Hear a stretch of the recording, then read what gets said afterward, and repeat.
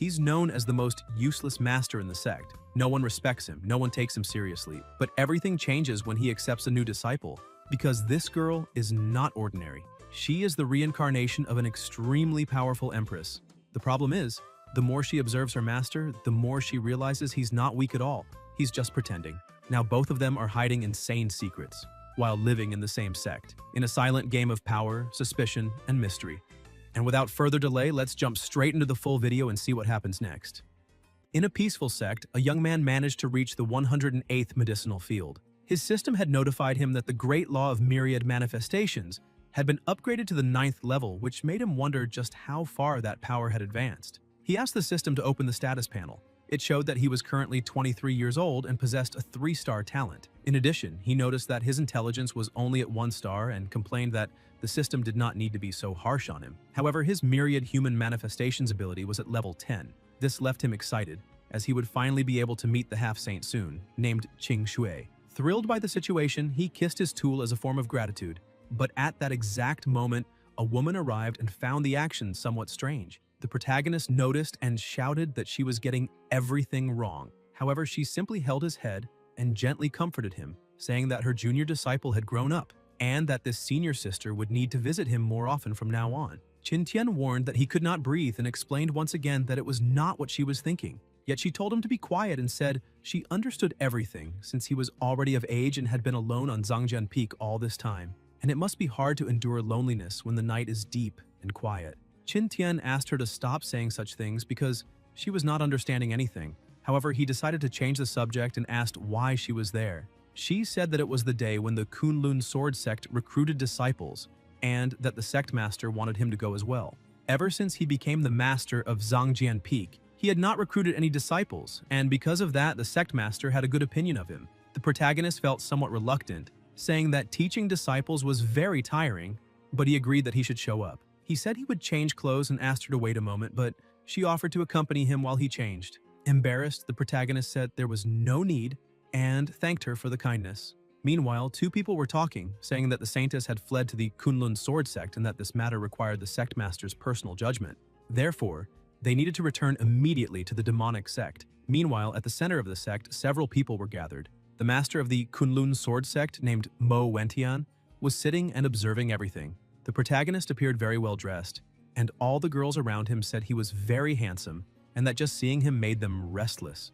Because besides being handsome, he was gentle and refined like jade, not to mention that he was also graceful and elegant. So using the finest words in the world would not be an exaggeration to describe him. On the other hand, the men felt somewhat annoyed, saying that a mere cultivator of the spiritual movement realm dared to recruit disciples, and that if he had not saved the former master of Zhangjian Peak, the famous Jiang Qingsui, he should not even be in that sect since he had no talent. However, the protagonist ignored both the praise and the criticism and sat beside the sect master with his book on the super collector editing method.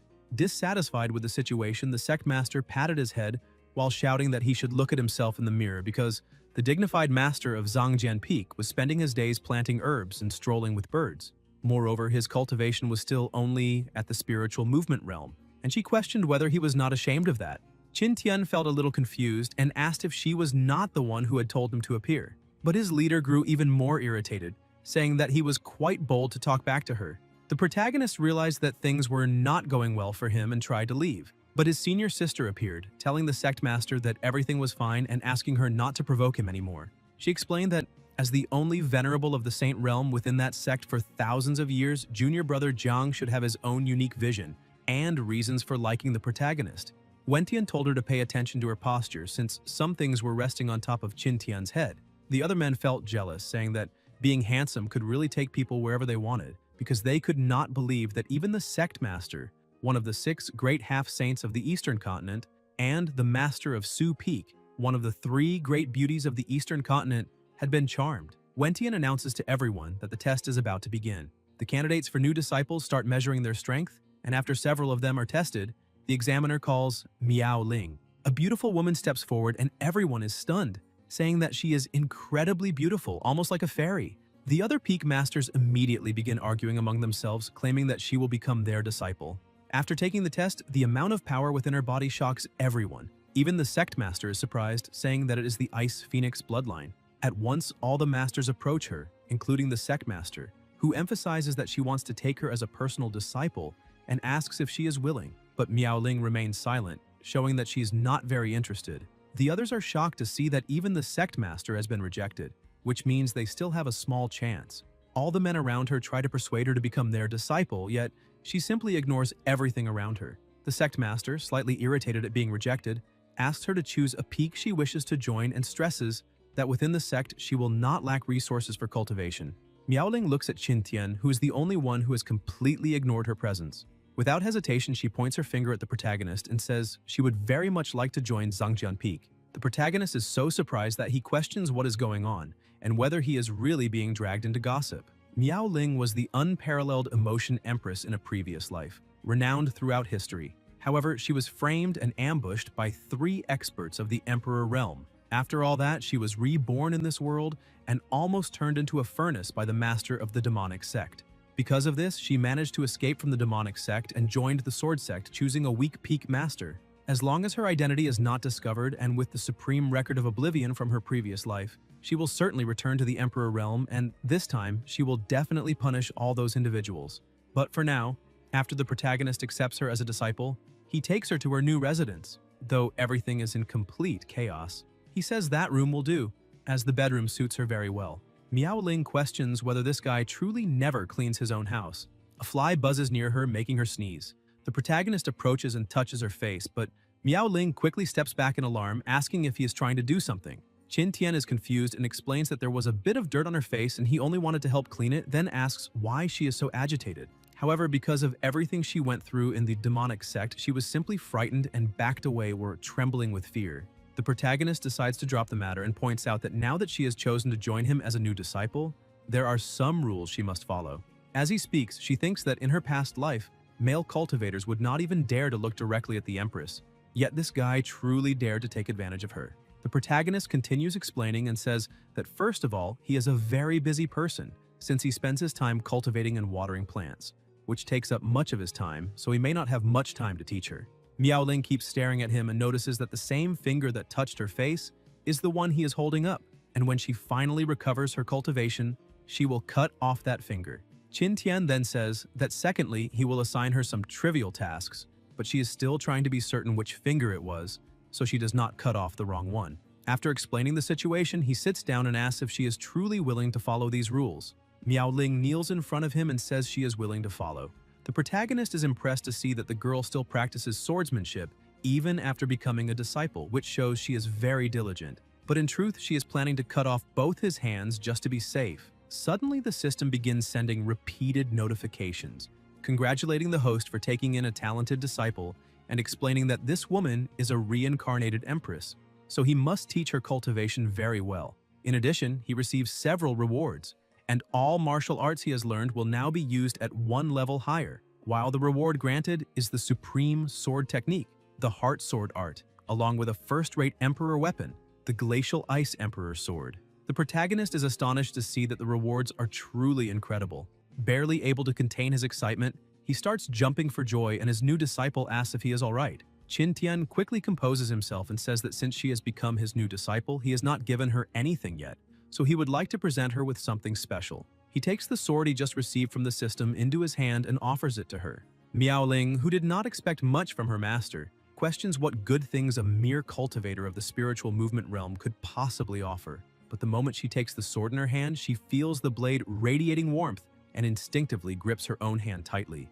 After examining it more carefully, she realizes that it is actually a first-rate emperor weapon. Still unable to believe it, she asks if he is truly giving that to her as a gift. Qin Tian says yes, and adds that the sword should be acceptable. She wonders how he can call something like that merely acceptable and questions whether this guy cannot survive without bragging, since the sword is far more than acceptable. All weapons, techniques, and elixirs are divided into levels: yellow, profound, earth, heaven, emperor, and sovereign. Each tier has lower, middle, and upper grades, as well as a peak quality.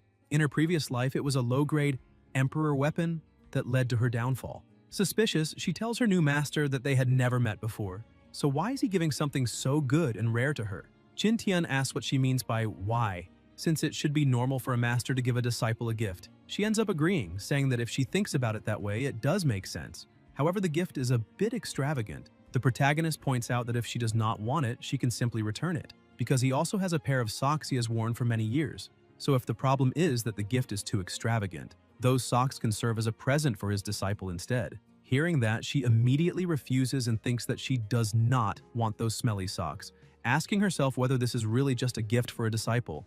Even if she cannot figure out the truth, she must bind the sword first no matter what. After deciding to accept the gift, she pricks her finger and lets a drop of her blood fall onto the blade. A shocking amount of energy begins to circulate through the area, frightening her as she wonders why this is happening. However, the energy keeps increasing, forming a pillar that stretches from the earth to the sky, visible from several kilometers away. Another woman, who is some distance away, senses this presence and remarks that it is interesting, and that once she leaves seclusion, she will personally visit this sword sect. To contain all that energy, the protagonist intervenes and makes the sword disappear. He scolds his disciple, telling her to stop fooling around because the sect master is here. Miaoling cannot understand how he extinguished the anomaly with just a single movement. Qintian asks her to come outside with him. Outside, Wentian is already waiting for them.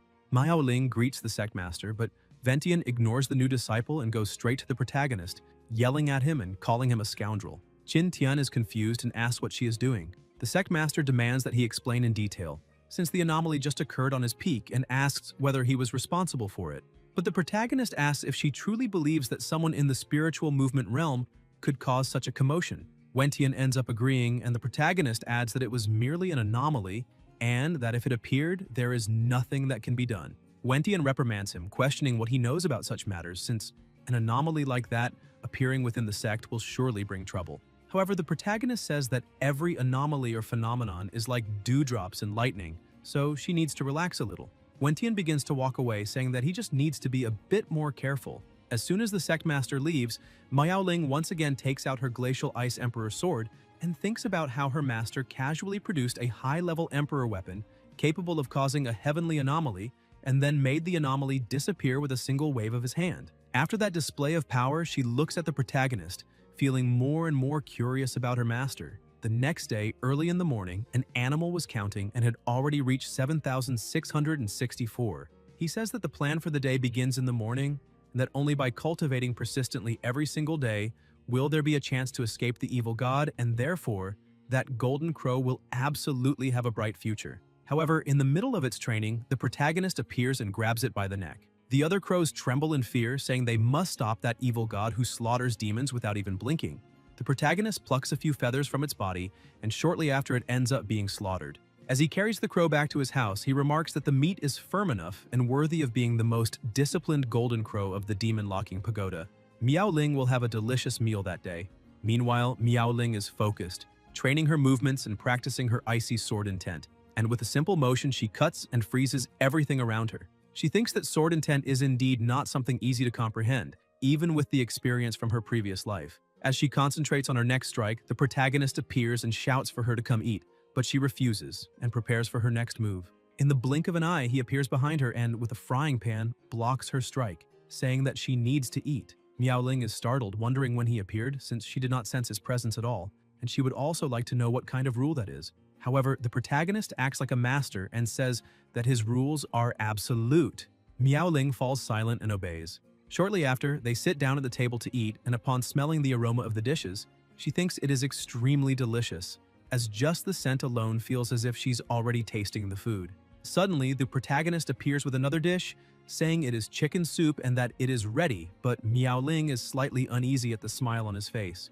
As he serves the chicken soup, he says that he bets with that meal she will probably be able to break through to the first level of the Golden Body realm. She asks if he is alright, since the cultivation realms are divided into mortal transformation, transcendence, spiritual movement, golden body, nirvana, creation, demigod, saint realm, and emperor realm. In total, there are 9 major realms, and each realm is divided into 3 levels, so how could she possibly break through so easily just by eating? However, as soon as she tastes the chicken soup, she feels something inside her body and drops the bowl to the floor. She can barely control herself, her breathing becomes heavy, her body temperature rises, and confused by everything, she wonders what kind of feeling is emerging within her. The blood that flows from the heart takes 20 to 25 seconds to circulate throughout the body, yet this flow of heat takes only 5 seconds. She tries her best to restrain herself, thinking she must endure it, but soon realizes she cannot hold on any longer. She lets that entire flow invade her body, and all the sensation that had been suppressed begins to spread, and she thinks it is delicious and satisfying. This means that dish is truly a delicacy of the mortal world. After a storm of sensations, she collapses onto the ground in a vulnerable position and, still breathing heavily, asks herself whether she truly succeeded. Qin Tian stares fixedly at his disciple, because as a teacher he must carefully observe whether his student is having a good reaction. The protagonist calls out to his disciple and says that he is the master here, and if he says she can advance, then she can advance. Otherwise, that Golden Crow King would have been wasted. She is shocked to discover that he used the Golden Crow King to make soup, which makes her think that her master is definitely beyond the spiritual movement realm, since all his feats and actions show that he is far stronger than someone at that realm. However, the protagonist is merely more satisfied with himself, thinking he is one step closer to making dishes that can truly shine. Curious, Miao Ling stands up and approaches her master, asking if he is. Qin Tian interrupts her, telling her to stay quiet and emphasizing that people should always keep a bit of mystery because, just as he has secrets, she also has hers. That leaves her even more stunned. Miao Ling thinks that perhaps her master knows her true identity. After finishing his meal, Qin Tian stands up and tells her to remember to finish all the food and then come to the table. Miao Ling grows irritated seeing that he is taking advantage of her again and thinks that sooner or later she will cut off his hands. Elsewhere, several monsters were frozen in place, arguing with the protagonist, saying that he goes there every day to capture some of them. However, the dragon was already irritated and said that this time the protagonist had knocked right on his door. Another monster, resembling Bigfoot, said it would be much better for the protagonist if he immediately returned to the other demon kings he had captured. The bird woman said that this was very wicked, yet she actually liked a bit of all that malice, inviting him to stay and spend the night drinking with her. Qin Tian told them not to worry and said that all the others he had captured were doing very well, with rooms and even board, just no alcohol, and that in fact he was there to borrow some demon emperor blood, and the more he could get the better, as if he intended to drain them to the last drop. The bird woman was enchanted by the protagonist's wickedness and said it was wonderful to hear that, but her companion told her to wake up, because that meant he would end up dead. The dragon, already furious about the situation, said that now the protagonist had gone too far and tried to attack him. The monkey attempted to help his companion, but Qin Tian said that unfortunately, if they would not lend the blood, he would have to take it by force. And with a single movement, he broke the monkey's staff. However, that was only the first part of the attack. The protagonist used his manifestation ability and made the divine beast Zhuanwu appear in front of the monkey, swallowing him whole. Seconds later, the monkey fell without any reaction, and Qin Tian said he had already succeeded, though he was short on time and asked the other two to attack together. The dragon realized that the protagonist was far too strong and asked the bird woman for help. She agreed, though reluctantly, since she hated to harm such a handsome face. The two combined their attacks and created the fusion technique of wind and thunder, charging forward. Qin Tian merely smiled, saying that was quite a coincidence because he could do that as well. Stepping back, he struck the ground, transforming it into the white tiger of the four symbols of Lesser Yin. As he gathered energy, he formed the Heart Sword and unleashed the Heart Sword journey. The bird woman could not believe how that was possible, but with extreme ease he defeated the other two. However, he was beginning to feel cold after spending so much time in that icy climate. Moreover, he had already been away from home for several days and began to wonder whether that little girl was already missing him. After taking what he wanted, he returned home. Not long after, a huge explosion erupted in the alchemy room. Miao Ling was startled and asked whether her master had already returned. She went to check and saw that he was indeed in the middle of all that chaos, having practically blown the entire alchemy room to pieces. The protagonist saw her and was delighted, saying she had arrived at the perfect time and handed her a pill, telling her to eat it while it was hot, since it was a pill he had personally refined especially for her. Miao Ling stared at it and asked if it was truly the Demon Emperor pill. When she realized what she was holding, she panicked, because it was a first-rate heaven-grade pill called the Demon Emperor pill. And even in her previous life as an empress, obtaining such a pill had been difficult. She realized that the days her master had been away were all because of her. Qin Tian looked at her and asked why she was not eating yet and whether it was because she thought the medicine might be too bitter, but she said the taste did not matter, and questioned whether he truly believed that place was appropriate. When he looked behind him, he understood what he had done and admitted that the place did seem somewhat unsuitable. So they moved elsewhere, and she consumed the pill, which quickly began to take effect. Qin Tian watched her and thought that slowly, he needed to transfer his spiritual energy into her body. Moreover, her condition was excellent, and this was the awakening. But suddenly, she turned toward him and pushed him back, drawing closer and closer, her body burning as she looked at him and said that she wanted him. Qin Tian was startled and asked whether she truly meant that, but she simply stopped him from speaking.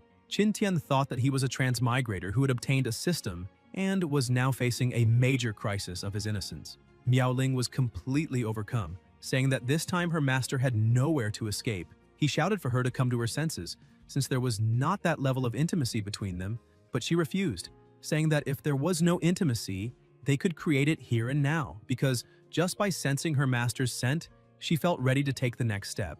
The energy around her shifts, and the protagonist realizes that the medicinal effects of the Demon Emperor pill are about to completely dissipate. He thinks that, first of all, he is an honest gentleman, so he must guide her medicinal effects toward her awakening. And, as a dedicated master, he channels all that energy to the proper point. However, she gets a little carried away and bites him, leaving him slightly annoyed while she laughs. Suddenly, she feels something growing within her, and the awakening finally happens. An overwhelming amount of energy floods the area. Qin Tian realizes that the breakthrough was a success. Immediately afterward, the system appears and announces that the host's disciple has awakened the ancient Ice Phoenix bloodline of Emperor grade, advanced 1 realm, and reached level 1 of the Nirvana realm. In addition, the host's aptitude has been promoted to grade 7, and the rewards have increased by 60%. He thinks that this time he has obtained a great harvest and, on top of that, kept his innocence intact. Miao Ling temporarily loses consciousness due to the awakening, so he decides to let her rest for a while. Sometime later, while drinking his tea, he notices that she has awakened. She asks what happened between them, and the protagonist says that to make things clear, as a master, he is firm and unmoved. And besides, she was the one who initiated everything, so she should be more careful in the future since there is a distinction between master and disciple. Still confused, she asks what he is talking about, but the protagonist simply runs off, saying he needs to take care of something. Miao Ling looks at her own hand, wondering whether she really did something, because it seems like, until she suddenly realizes what happened and shouts, telling her master to wait immediately. But before she can go after him, the sect leader arrives along with other members and asks whether her bloodline has awakened. Miao Ling does not know how to respond. However, the leader, excited, says that this is excellent and that it seems heaven has blessed Kunlun, since she has the potential for the Saint Realm, which means the sect will have a second Saint Realm. As always, the envy of others is uncontrollable and utterly regrettable. The other peak masters say that Miao Ling should not remain on that peak any longer, and besides, she has heavenly talent, so it is not appropriate for her to stay with someone as useless as the protagonist. Therefore, she should have a reliable master to guide her properly. The sect leader reflects on this for a moment and says, it does seem reasonable. But Miao Ling grows irritated by such comments and declares that her awakening was entirely thanks to her master, and that if they dare to speak ill of her peak and her master again, she will have to ask them to leave immediately, as they are not welcome there. Everyone is left speechless. Suddenly, another person rushes in calling for the sect master, saying something very bad is happening. One of the masters tells the young man to watch his words and have some dignity. The youth apologizes for his behavior but says there is no time to argue, since the demon race is attacking the sect. Wentian tells Miao Ling and Qin Tian to hide. The young man's master scolds him, saying he has said that before and it was false, and asks whether he is certain this time that the demon race is truly there. He says yes, and reports that it must be the phantom of the Ice Phoenix that attracted their attention. The sect master says that if that is the case, then they will go meet these demons. Several people gather to see what is happening, and a small army of demons is hovering overhead. One of them declares that the ancient Ice Phoenix bloodline is right there, and shouts for them to hand over the Ice Phoenix bloodline immediately. With just the aura of the demon leader alone, the pressure is already terrifying. Even Miao Ling, who is some distance away, begins to feel unwell upon sensing the aura of a demon emperor of the dragon race. Moreover, she realizes that this aura feels somewhat familiar and seems to resonate within her in some way. After thinking for a moment, she finally understands that the Demon Emperor pill carries the exact same dragon aura, since there is blood within that pill, and when dragon blood encounters the phoenix blood in her body, it awakens her truest emotions, and that was precisely why she acted that way with her master. Remembering what happened, she gently opens the door, calling out for her master and asking whether he did that on purpose, but when she looks inside the house, she realizes that no one is there. The sect leader also releases her aura, declaring that a mere dragon demon emperor dares to make such a bold claim. He tries to attack her, but she defends with ease, asking where all that arrogant aura went and continuing to mock him, questioning whether he truly plans to destroy that place with such pathetic strength. The emperor admits that his strength is indeed insufficient, but with Qingpeng and Mihu, there are 3 demon emperors in total, so perhaps that will be enough. Moreover, within 5 minutes they will arrive and then she will not be able to protect the sect alone. Wentian grows concerned, asking whether there really are other demon emperors present. Not far from there, Qingpeng was arguing with Mihu, saying it was all her fault because he was merely recovering. So, what exactly was she watching? She explains that the episode was so short that she thought there would not be time. However, the protagonist was already near them and holding a paper airplane marked with the number 78. He says he will invite contestant number 78. As soon as he throws the paper airplane, he tells it to fly and catch up to them. Qingpeng notices several paper airplanes following them and asks Miho whether those are some new pets of hers. She cannot understand how that is possible. Suddenly, the monkey notices a bit of fire coming from the plane, and right after that, a huge explosion occurs.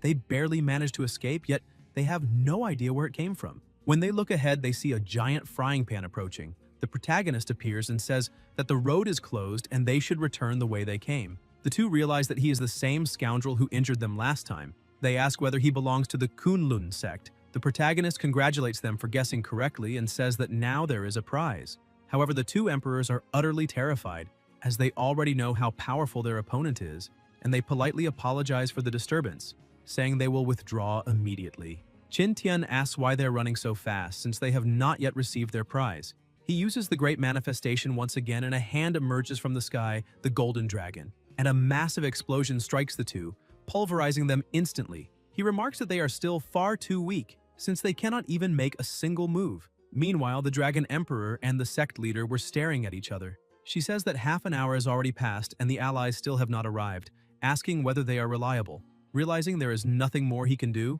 the Dragon Emperor finally gives up and calls his followers to retreat, vowing that he will make those two pay when he returns. The people watching celebrate, seeing that they are finally safe, and that this was expected of their leader. However, she knows that the demons are now eyeing Miaoling, so she must go there immediately. As he leaves, the Dragon Emperor is utterly furious, saying it is true that he was stood up by those two, and just thinking about it makes him extremely angry. One of his subordinates tells him not to be so upset and offers some water, but the Emperor remains irritated, saying that will not solve anything, and that if he were stronger and had tied up that stinking woman, they would not be in such a miserable situation. Because of that, he does not notice Qin Tian passing on the other side. Qin Tian is carrying a cow while heading home, saying that it has been quite a while since he last ate beef, so tonight's dish must be a meat stew.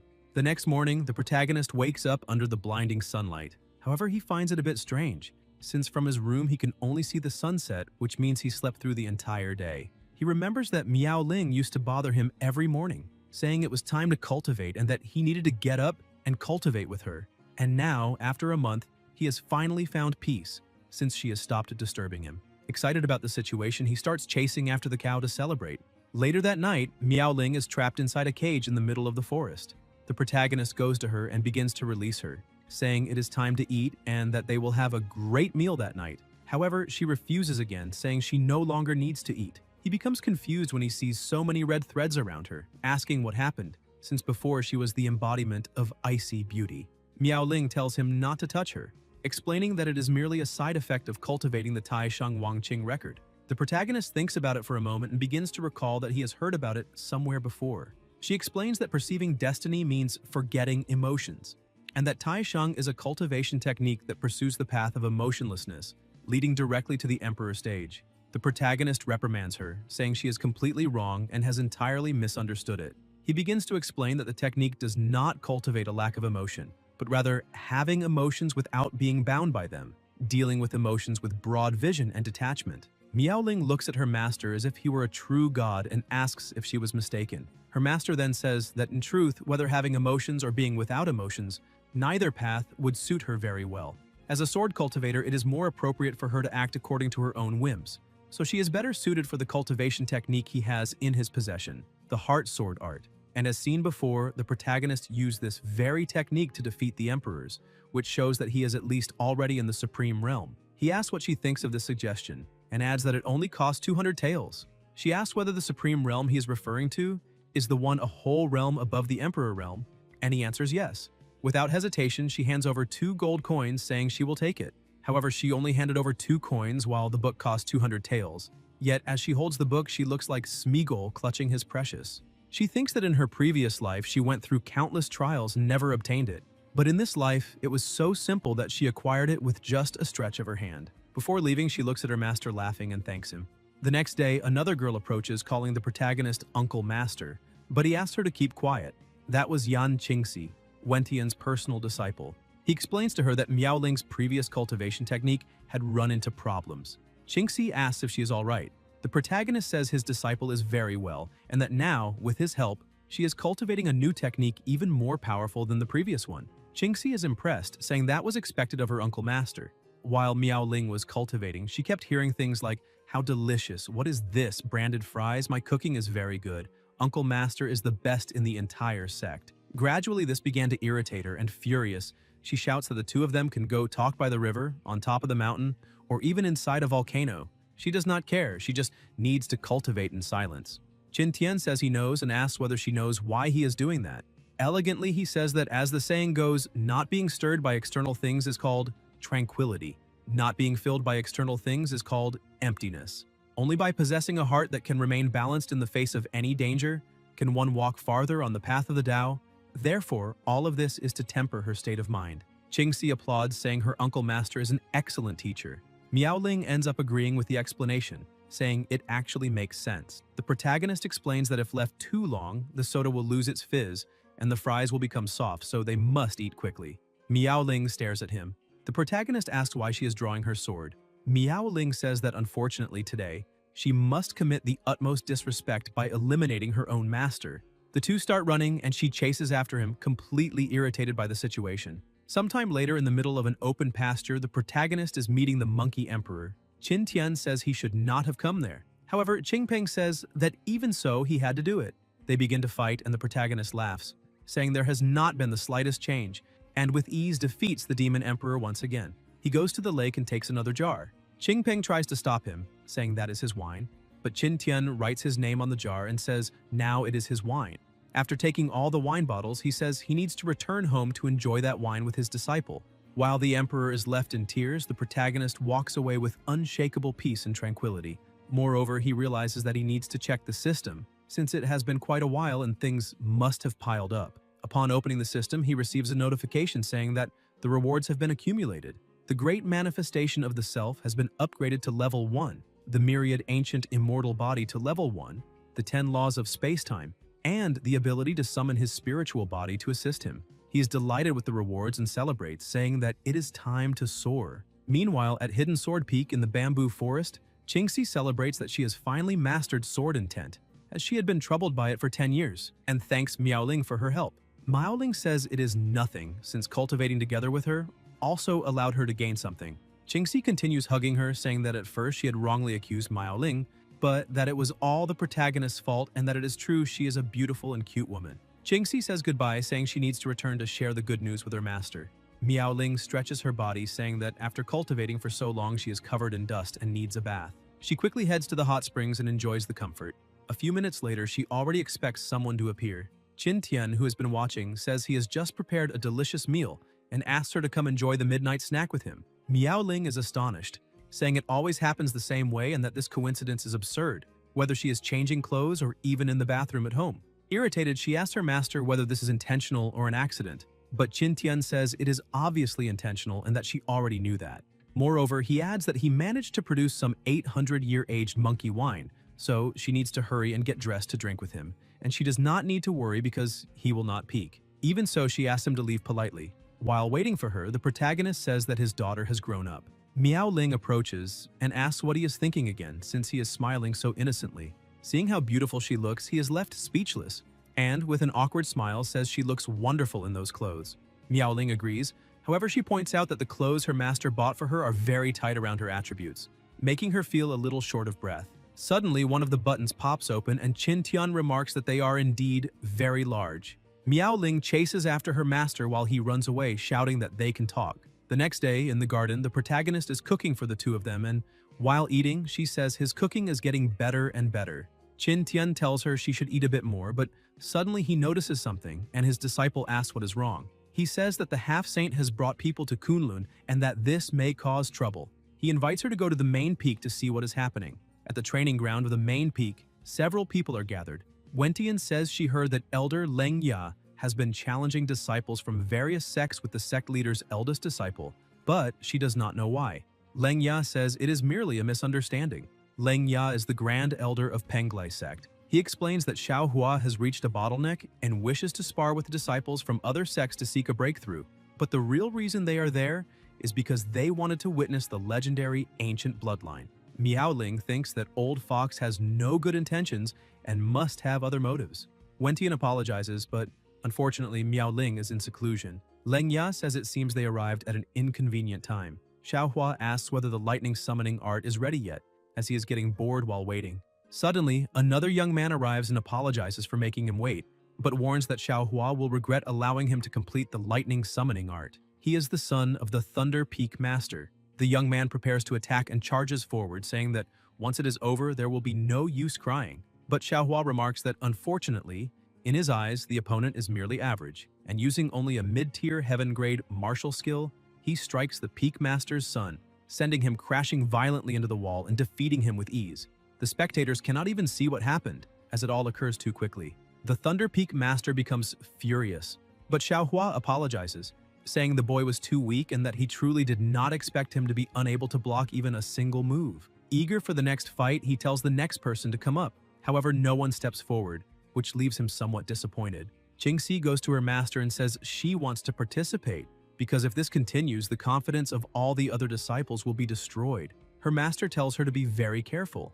Qingxi agrees and says that for safety, they need to call the junior sister as well, but Wentian questions what the point of calling her would be, since she is not good enough. Qingxi reprimands her master, saying she knows nothing. She explains that under the guidance of the little uncle master, Miao Ling has already comprehended sword intent and moreover, has glimpsed the threshold of a deeper sword intent because of it. Wentian cannot believe it and asks her disciple if she is truly saying that the protagonist taught Miao Ling swordsmanship and made her understand sword intent. Qingxi says she is absolutely certain. The leader finally understands why that boy always seemed strange, and the real reason is that he has always been holding back. Qingxi steps onto the arena and says she will be next. Xiao Hua starts laughing and says that if even the senior sister of this place is stepping forward, then they might as well make a bet, and that bet will be a slot in the Carefree Secret Realm. The rules are very simple. If she wins, his slot will be hers, and if she loses, then she must hand over one slot. Wentian realizes that their true objective is a slot in the Carefree Secret Realm. She tells Qingxi to agree. Xiao Hua says that is settled and calls for the match to begin, inviting her to attack. He activates the Gale Sword intent while she uses the Blade of Wind Sword intent. He becomes excited to see that she also possesses sword intent and decides to reveal his true strength. Qingxi remarks that anyone can boast, but he tells her to just watch and prepares to strike, saying that this is a realm where sword intent has advanced even further. The fusion of sword intent and sword technique. With a devastating attack, he hits her, sending her soaring high into the air and defeating her. The leader grows worried while the others simply watch, saying she was thrown very high. Her sword falls to the ground, but the protagonist catches her in his arms, saying they have arrived. All the women look at the protagonist and say that Uncle Master is very handsome, and they envy the senior sister, because they also want to be held like that. Xiao Hua becomes jealous and says he does not understand how those vulgar people think that way all the time. But the moment he sees Miao Ling, he is captivated by her beauty. He quickly walks over and grabs her hand, saying that his name is Xiao Hua, that he is the eldest disciple of the Penglai sect leader, and the foremost among the 3 great prodigies of the younger generation. He asks if he may know her name, junior sister, so that they can get to know each other better. He thinks she is phenomenal and dazzling. Leng Ya thinks that the true target has finally appeared, and now it is time to properly assess her other qualifications besides her bloodline. Qin Tian slaps Xiao Hua's hand away, calling him an insect. Xiao Hua becomes furious, thinking he is being called a bug, saying that Qin Tian is nothing but sticky trash. The 2 women grow angry and shout at him, saying the sticky one there is him. Xiao Hua tells them to wait a moment because he heard a rumor about a very handsome but completely useless Uncle Master here, and it seems that person is standing right there. The only explanation then is that everyone must be hypnotized by beauty. Therefore, he must save them all by showing that strength is what truly matters. Qin Tian tells them not to look, because that smile is so ugly that it is obvious he is thinking indecent thoughts, so he needs to be taught a lesson. Miao Ling says she understands and adds that she will finish him in 3 moves so as not to humiliate the other sect too much. The 2 prepare to fight, and people begin to question whether it is really possible for her to win, since she has only been cultivating for a little over a decade. However, she has the ancient bloodline and perhaps her cultivation speed is several times faster than most. Wentian asks how long Qintian intends to keep holding Qingxi. The protagonist explains that she was injured, so he is just helping, preventing her wounds from worsening. Xiaohua thinks Miaoling's cultivation should not be higher than Qingxi's, so with his current strength he can treat this as a sparring match, which will demonstrate his strength and dedication. Once again acting arrogantly, he tells her to make the first move, but in the blink of an eye he is struck by her. Miaoling calmly states that the first move has already passed, and that if not for her master's request, he would have been completely annihilated on the spot. Xiaohua curses at her, saying that if he had not deliberately let her win, she would not have even touched him. He tries to counterattack using a martial skill infused with sword intent, but his sword is completely shattered by her. Miaoling states that his movement is far too crude and that his skills are superficial, that true martial arts combined with sword intent should be different, and therefore she will demonstrate. She explains that sword intent relates to the bone, the martial skill to the flesh, and the skin to the outward form. Xiaohua grows desperate and is struck by her without any chance to defend himself. The crowd shouts that this is how a genius performs and that such trash is no match for their sect. Kneeling on the ground, Xiaohua asks how it is possible that she used the great sword intent of realization. Miaoling replies that nothing is impossible, and that now comes the final move, the Jade Bone Wind. Xiaohua is completely defenseless, like an ant trying to move a mountain, and the attack hits him. The leader asks whether she truly won. Xiaohua is entirely frozen, and everyone begins to celebrate, saying they have won, and that, it seems, among the younger generation, their junior sister is unmatched.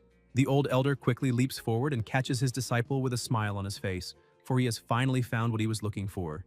After the end of the fight, Qintian and Qingxi praise Miaoling, leaving her a little embarrassed. In a distant place at the peak of a mountain, Leng Ya was informing the palace mistress that they had found the most suitable host.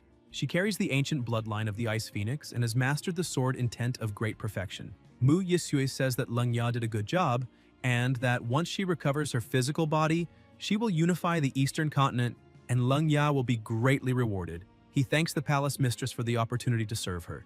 Yixue says that that empress was ruthless and that the humiliation she made her suffer will be repaid 100-fold once she is free. Meanwhile, in the secret realm, carefree, a group of people stood at the top of a mountain observing. The young woman explains that this is the secret realm opened at great cost by the Penglai, Kunlun, and Taibai sects. It opens once every 20 years and contains many opportunities, such as spiritual herbs and treasures. However, there are two restrictions. First, only those below the Nirvana realm may enter. Anyone who exceeds it will be expelled. Second, at most 9 people may enter after it opens.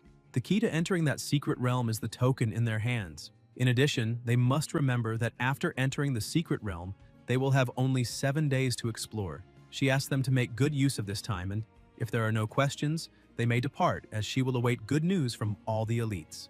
After the explanation, the group jumps in to enter. Yixue had already prepared and notices that Miaoling has entered the secret realm. She asks one of her subordinates to take her there. Meanwhile, inside the secret realm, Miaoling was exploring the place, as she had become separated from her companions. Moreover, her master had not mentioned anything about this happening. She senses that something is watching her and asks who it is. A figure rushes toward her, but startled, she attacks and eliminates it with ease. A scroll falls from the body, and upon picking it up, she begins to read, wondering if this is the opportunity her master had told her about.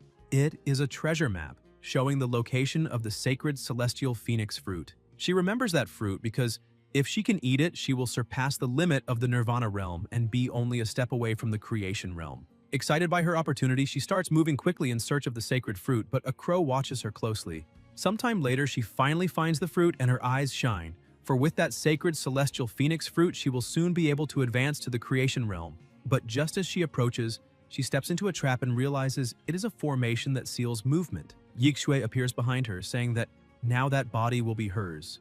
Miaoling begins to freeze her own body, saying that it truly was a conspiracy, and that the mastermind behind it is a nascent soul, and clearly their goal is to seize her body and be reborn.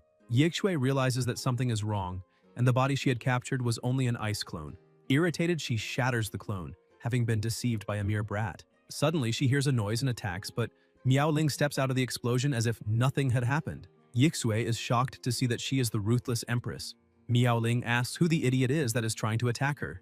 Yixue becomes so enraged that she starts shouting, saying that Miao Ling caused the destruction of the Heavenly Demon Palace and that her body was destroyed in the process as well, questioning whether she truly does not remember. Miao Ling thinks for a moment and says she does not remember anything. Yi Shui is completely infuriated to see that her enemy does not remember her. However, she says she heard rumors that the Empress had fallen and, judging by her current state, she must be in a reborn body. Miao Ling simply laughs, asking how anyone could possibly know such a thing, and that if she wants to find out, she can try. Yi Shui confidently says she believes the rumors and that the Empress has lost the power of her imperial realm, so at this moment she is merely a weakling in the Nirvana realm. She begins to attack, ordering the Empress to obediently hand over her physical body, but Miao Ling manages to dodge the first strike and uses the Ice Jade Sword. The battle between the two grows immense in scale, causing multiple explosions throughout the forest. Yi Shui realizes that the sword blocking all her attacks is an imperial weapon. With that, she becomes even more excited, saying that it truly is her lucky day, for after obtaining a body with excellent talent, she can also acquire an unstoppable and unparalleled weapon. She continues pressing forward, telling the Empress to surrender at once, but she does not want to damage the body she intends to take. However, Miao Ling cuts off her hands, telling Yi Shui not to be so ridiculous, since she is only a soul in the Saint Realm who has lost her physical body. Moreover, the rules of that secret realm limit the strength of all outsiders, so those who exceed the Nirvana realm must seal their own cultivation to enter. Therefore, Yi Shui is no exception to the rule.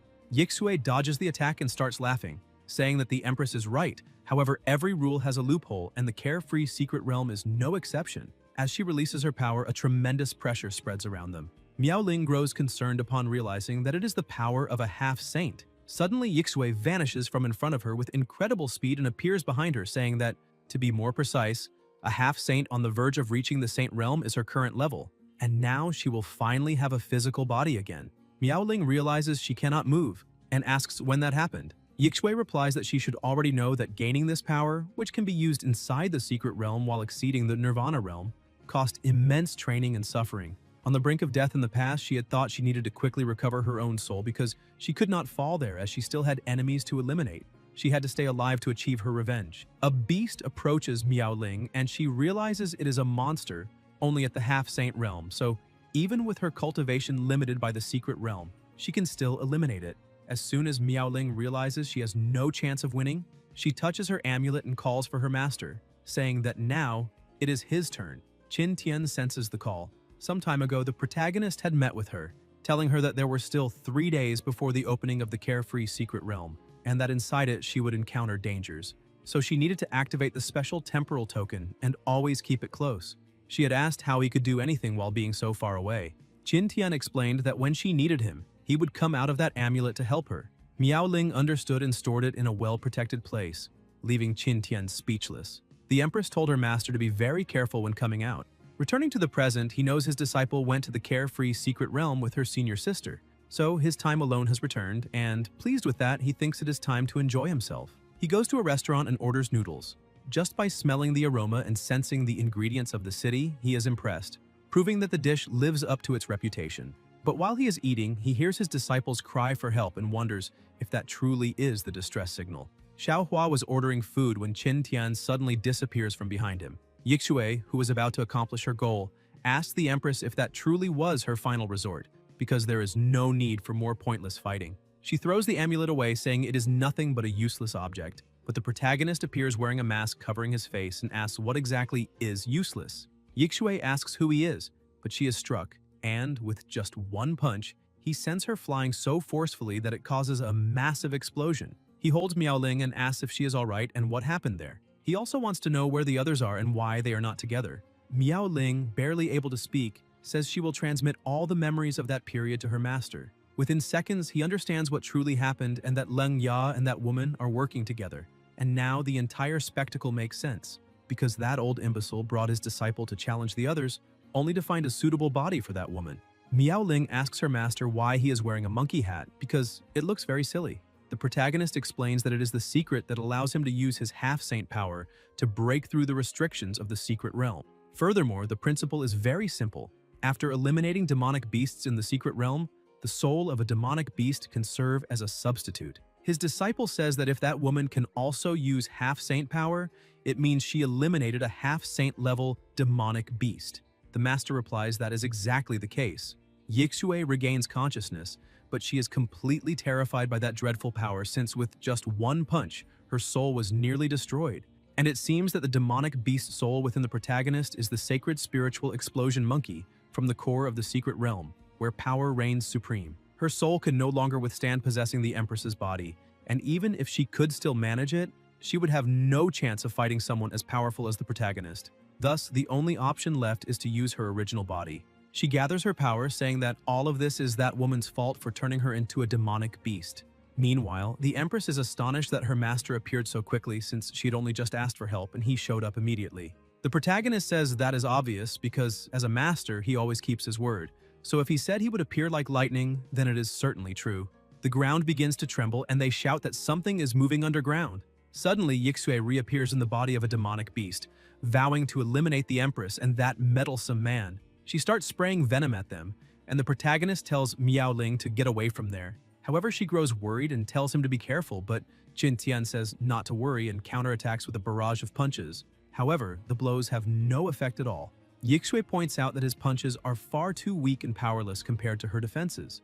The protagonist realizes that her skin is incredibly tough. Yixue attacks again, forcing him backward. He realizes that the fight is becoming more troublesome than he expected, and the most serious problem now is that he cannot break through her defenses. She keeps attacking and pressing forward, and with just a touch of his clothes, the fabric dissolves. He realizes it is venom, so he cannot allow it to touch his body under any circumstances. Miao Ling shouts for her master to be careful, but before he realizes it, he is already trapped in a spider web and quickly wrapped into a cocoon. Yixue watches to see if anything will happen. Miao Ling, who is also watching, is worried at first, but then understands what is truly happening. Yixue, still confused, asks if she has won and happily says that now the next enemy is... But suddenly a slash bursts out from inside the cocoon, and the protagonist frees himself with ease. He remarks that he had completely forgotten about the Ice Jade sword, but fortunately his disciple reacted in time. Yixue cannot understand how this is possible, but Qin Tian interrupts her, saying that now it is his turn to have some fun, and he uses the Sun and Moon hand seals combined with the Single Mouth, Heart, and Treasure Head body seals. 3 seals are enough. He advances swiftly and Yixue screams to block that attack, but the gap in power between them is so vast that the protagonist pierces through her defense and body as if they were nothing at all using his Heart Sword technique. After finishing the fight, he tosses the sword to Miao Ling, telling her to grab it quickly because there is still good news. He looks at the fruits and says that they truly are there. Miao Ling notices that the sacred fruit is completely unharmed. The protagonist picks up the fruit and says that this means the sacred fruit is especially for her, so she must eat it quickly as he will protect her. As soon as she consumes the fruit, something incredibly powerful begins to grow inside her body. The protagonist looks at the system and says it is done. The system congratulates him on his disciple reaching the peak of the Nirvana realm, and the host's login reward increases by 20%. Miao Ling looks at her own body and realizes her energy is overflowing, and that after returning to the peak and entering seclusion for some time, she will be able to advance to the creation realm. The protagonist says that before that, there is still one thing she needs to resolve. With a chain, he begins searching through the mountain, and she asks what he is talking about. The chain continues advancing underground, and a few seconds later, the protagonist pulls it back, shouting that he has finally caught the one hiding thousands of meters beneath the surface. He has captured Leng Ya. She cannot believe that the Grand Elder was there. Leng Ya remarks that everyone says Kunlun's youngest uncle is useless, but it seems the protagonist managed to deceive them all. Qin Tian says he needs to return immediately because his noodles are getting cold, so he will leave that useless old man to her. She asks if he is really leaving already, but her master tells her not to worry, because he will transfer the remaining energy of the spiritual explosion monkey to her, and with that she will temporarily possess the power of a half-saint realm. He simply disappears, saying he will be waiting for her at the peak. The chain binding the old elder begins to loosen. He stands up, saying that it seems the protagonist has a lot of confidence in her, and asks whether she truly believes that a novice half-saint like her can defeat an experienced half-saint like him. However, she remains completely calm, since in her previous life she had been the ruthless empress, so when it comes to experience, she is unmatched. The elder tries to attack her, saying he would like to see whether she is really capable of fighting him. She dodges the attacks, thinking that this current body feels even lighter than she imagined, and that this must be the amplification of her bloodline after reaching a higher realm. Acting arrogantly, the elder asks what is wrong and questions whether that useless master failed to teach her how to use the abilities of a half-saint, but Miao Ling steps on his sword, saying she is merely getting used to the new power. She quickly corrects herself, saying that in fact she is simply recalling the sensations of the past, The elder keeps attacking, saying that even though she has the power of a half-saint, all she can do is dodge, so she is nothing but a frightened little girl. And now he will end everything before she can even touch the ground. Miaoling calmly says that now it is her turn to act. The elder tries to strike her, but she vanishes from his sight and appears behind him with terrifying speed. She says she still has a strength that needs to be shown, and even though he blocks the attack, her power is so overwhelming that it hurls him against a rock with frightening force. She thinks that even with this strength compared to her past self, she's still very far behind. However, that is not important now, since she is only at the half-saint realm. The elder cannot understand how she possesses such incredible speed and immense power. Miaoling says she does not have time and wants to end this farce quickly. The elder releases his true power, saying he has not yet shown what he is capable of, and even so, this little girl dares to speak so arrogantly just because she gained a slight advantage. Today she will understand what a true saint is. But Miaoling continues smiling, asking what a mere half-saint really is compared to her true power, since she has eliminated so many half-saints that she cannot even count them. The battle continues. The explosions are terrifying, and the ending is already known to all. In another part of the forest, the group is searching for her, asking where she is. Miaoling appears, saying she is right there. Jinxie runs to her with tears in her eyes and asks where she had gone because she was extremely worried. She also wants to know what happened, since they were all together the moment they entered that realm. Miaoling explains that she just had a small, fortuitous encounter. Everyone grows curious and asks her to explain better. The Empress says that, in fact, when she entered the realm, a ruby suddenly appeared in her hand. While she vaguely explains what happened, the protagonist happily returns to his noodles. But as soon as he sits down at the table, he notices his bowl on the ground and asks what is going on. A great commotion is unfolding. The guards are being attacked by someone trying to capture the princess. Even as she attempts to escape, another person appears, asking where she is going and ordering her to surrender immediately. The other man behind her holds two people hostage, telling the princess that she probably would not want the citizens of that realm to get hurt. Worried about the situation, she wonders what she should do. While all of this is happening, the protagonist appears at a window shouting to the heavens that his bowl of noodles has fallen and that he did not get to eat anything, asking why he is being punished like this. The princess thinks this might be a good opportunity and shouts to the young master, saying she is Princess Ming Yilian of the Chongming Kingdom and asking for help. But one of the invaders warns the protagonist that this is the demon sex business and that if he does not want to lose his life, he should mind his own affairs.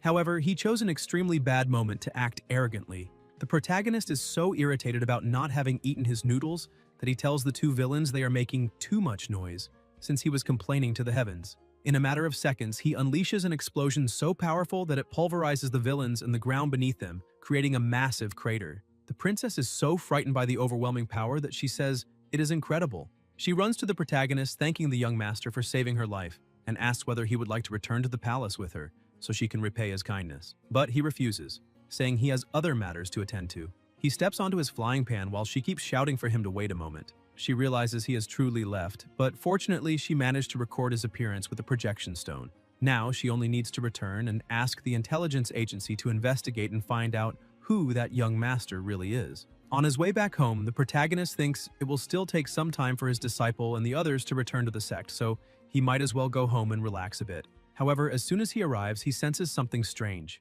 He opens the barrier and questions why there is a Saint Realm formation installed in his house.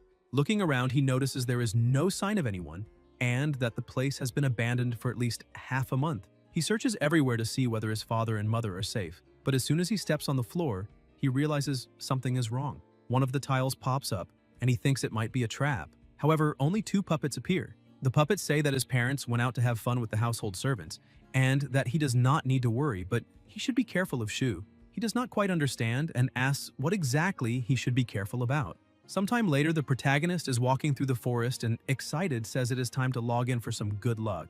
As a reward, he obtains two super small master balls. Suddenly, a small object drops from the system and he stares at it.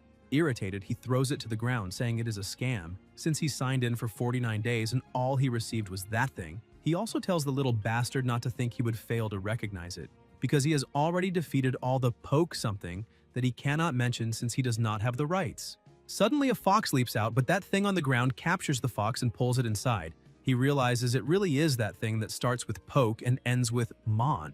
He picks the object up from the ground, notices it is still making noise, and asks how long it will keep making that sound. Suddenly another person arrives, calling out to the protagonist and tells him to leave, because the sphere that captured the Empress of Qingqiu belongs to him. The protagonist turns around and asks what an empress is, emphasizing that the object does not belong to that man. The man is impressed by the protagonist's beauty and steps closer, saying that Fox is the Empress of Qingqiu, of that he is certain. Moreover, she is someone the Emperor Alliance wants to capture, and that alliance is very terrifying, so he should obediently hand her over. If he behaves, they can go somewhere more secluded and happily improve their cultivation together. The man squeezes a certain part of his own body and remarks that, at that moment, a powerful melody awakened within him. The protagonist is horrified and shouts for that pervert to stay away. The man becomes upset and starts crying, saying the young man really dared to say that, and for that he deserves to be crushed so he can never speak again. He tries to attack, but Qin Tian dodges and keeps his item safe. Completely enraged, the man tells the protagonist to stop dodging and immediately return the sphere. But the protagonist keeps insisting the pervert should stop lying because the sphere belongs to him. The man becomes utterly furious upon hearing that word again and starts attacking wildly, destroying everything around them. However, the protagonist manages to shake him off, but that thing keeps making noise until suddenly it stops. The man, who had been chasing the protagonist, is already exhausted, saying he cannot go on. Qin Tian shouts at him and calls him a pervert again, saying they will never see each other again. Once more, the man tries to grab him, but falls into a trap. And while the trap does all the work, the protagonist walks away wondering whether that fox is edible. Sometime later at the protagonist's house, the fox wakes up and asks where she is because it does not look like the Emperor Alliance, and without understanding what is happening, wonders whether someone saved her. Qin Tian, who had been waiting, says that the fox has finally woken up. She turns and asks who he is. The protagonist explains that this is the Kunlun sect and that he is her savior. But the Empress does not believe him and tells the protagonist to stop bragging since he is only at the spirit movement realm. And how could someone at that level possibly save someone in the Saint realm?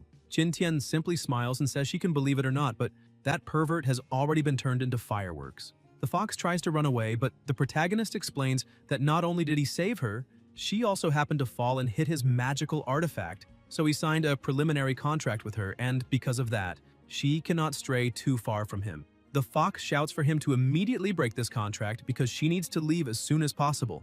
Qin Tian explains that unfortunately he cannot do that, because the manual states that if the fox breaks the preliminary contract, she will be eliminated immediately. He reads further and says that the full contract must be signed, otherwise the fox will be violently eliminated in 3 days. She still refuses to believe him, asking who he thinks he is fooling. Qin Tian asks whether she can examine her own sea of consciousness, because she should be able to sense the contract information within it. She decides to test it and sees that he was telling the truth, so she asks if there is no other way. She then explains that she was framed and offended many powerful forces, so signing a contract with her means taking on her karma, which would harm him. Qin Tian tells her to relax, since they can sign the contract because he is very powerful and fears no karma at all. The Empress thinks she has just met a fool who only talks big and does nothing, but with no alternative, she decides she will have to find an opportunity to seize that object and then escape with it. The protagonist grabs the fox's paw, saying they need to sign the contract because the time limit is 100 years, or until her cultivation realm surpasses his. Upon hearing that she will be free once she exceeds him, she becomes excited, saying he should have mentioned that earlier because that condition is extremely easy. She only needs to cultivate for a while and she will surpass him. She agrees to sign the contract and the system announces that it has been sealed. As a result, he receives the reward of the Supreme Cultivation Method. The fox thinks that from now on she must cultivate as much as possible and strive to recover her level. That way she can break the contract and leave. But suddenly she feels intense pain in one of her paws, since the injuries she suffered earlier were severe. The protagonist notices and says he is a very good boss, telling the little rookie puppy to wait a moment because she needs to eat first. The fox becomes furious and says the rookie puppy is him and his entire family. Because of that, she refuses to eat, but her hunger keeps increasing, so she finds an excuse to feed herself, saying she is only doing it to gain strength to cultivate. After tasting a piece of meat, she realizes it is Demon King meat, and suddenly another tale sprouts. She realizes she may have been tricked, because once she finishes eating that entire table of Demon King meat, her cultivation will far surpass the spirit movement realm. Sometime later, the fox tries to escape at all costs, but the protagonist grabs her, saying she is injured and her realm is too low, so it would be dangerous to be alone. However, she continues refusing, saying she will handle it herself, but her paws slip and she falls into the water. The protagonist looks around and asks where the fox went. Suddenly, a woman begins rising from the water, calling the protagonist a scoundrel. She jumps on top of him and, irritated, asks whether he does not understand human language. However, he only notices that she is very well endowed. The protagonist did not expect a small fox to be so beautiful, much less to have such an impressive figure. The Empress realizes what he's implying, hides in embarrassment, and tells him to leave immediately. Qin Tian asks whether she truly wants him to go, because he was planning to give her something. The fox appears with only her eyes above the water, saying he is a great pervert and that she wants nothing from him. But as soon as she sees what it is, she asks whether that is a celestial fox pearl. The protagonist says yes, because if he remembers correctly, such a celestial beast pearl is formed when a celestial beast is killed and condenses all its spiritual power and laws into a single point. Those condensed by the fox race are called celestial fox pearls, and those of the dragon race are called celestial dragon pearls. Regardless of the race, any celestial is a supreme imperial treasure. Excited by the situation, she stands up and asks whether he truly intends to give that to her. He says yes, however, there are a few conditions. The fox asks what the conditions are because she will not agree to anything complicated. The protagonist looks at her and asks for a kiss. She does not agree with that idea at all, saying that it is only an imperial treasure and not worth her kiss. The protagonist asks if that is really so because he had been thinking of giving her that cultivation method along with the celestial pearl after receiving the kiss. But she simply laughs, saying she thought it was something else and almost cried over it, when in fact it is merely the supreme art of the celestial fox. The cultivation method of the fox race, the nine-tailed celestial scripture, is already the pinnacle of imperial-level cultivation techniques, and she does not need the supreme fox art he possesses. Qin Tian tells her that making such a hasty judgment is not a very good habit and asks whether she truly does not want to read it first before making her decision. He tosses the technique to her and she agrees to read it. However, she emphasizes that she does not believe there exists any cultivation method in this world more suitable for the fox race than the nine-tailed celestial scripture. The protagonist finds her attitude rather annoying, but waits while she reads. After some time, she becomes shocked and says that it is actually real, that cultivation method can truly allow her to cultivate all the way to the celestial fox realm. In the hundreds of thousands of years of fox race history, there has only ever been a single celestial fox. That celestial fox appeared by chance, using certain celestial materials and earthly treasures.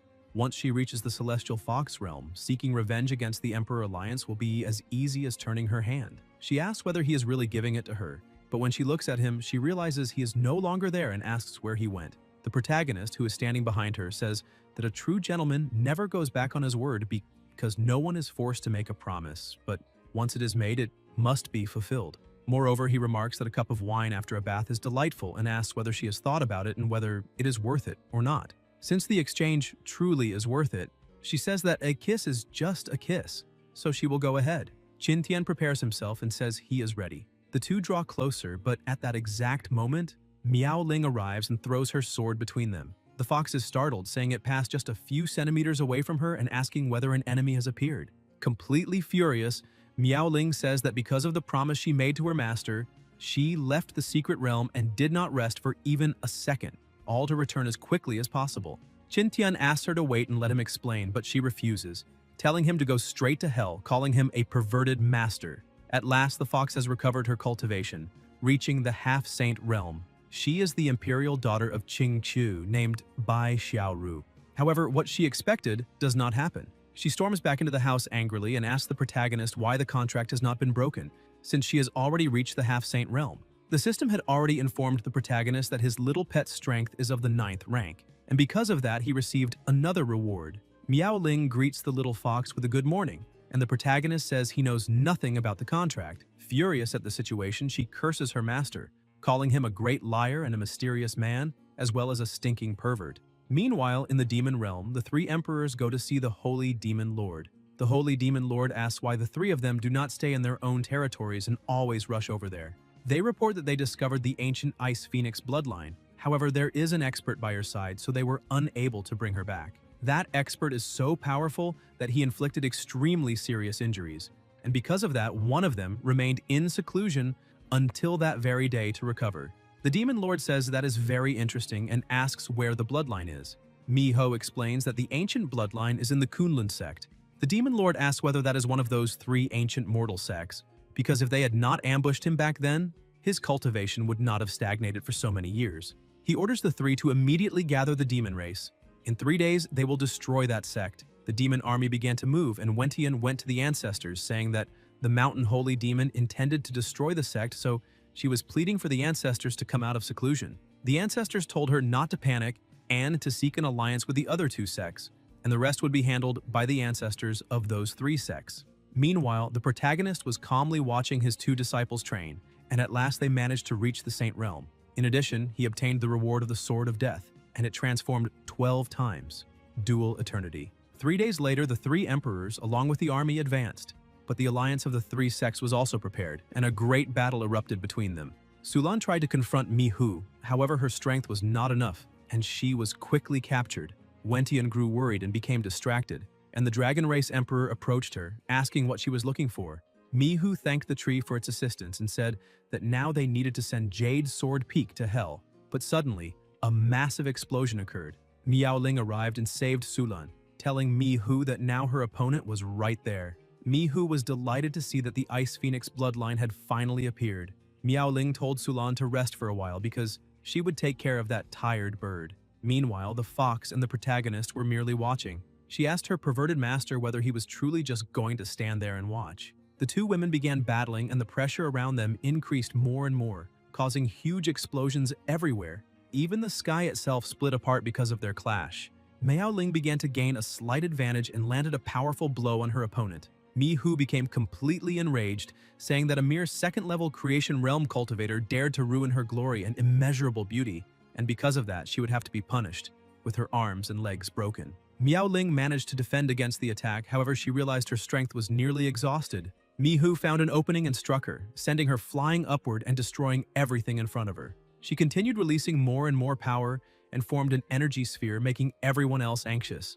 The fox told her perverted master that this was very bad, and once again asked what he was doing just standing there, because they needed to save her, but Qin Tian held her back, telling her not to be in such a hurry because the senior sister was fine. The protagonist remarked that he truly had not expected that the portion of half-saint power he had given his disciple last time, she had actually saved some of it. Miaoling was holding her ground in the battle, but complained that it would never end, and that she was reaching her limit. Suddenly, her earring shattered, and an overwhelming power began to emanate from her body. Mihu could not believe how this was possible. She had a vision of herself being defeated and realized that something was coming from behind her. All the attacks were blocked, and they shouted that with the ancestors of the three sects present, they would succeed. They said they needed to support Wentian first. Miaoling tried to ask what was happening, but the ancestors interrupted her, saying that now she could leave the rest to them. While the world was collapsing in battle, the protagonist returned to his warehouse on Hidden Sword Mountain. Xiaoru asked why he suddenly needed to come back to get something. The protagonist explained that he had a premonition that he would have more time to show off later.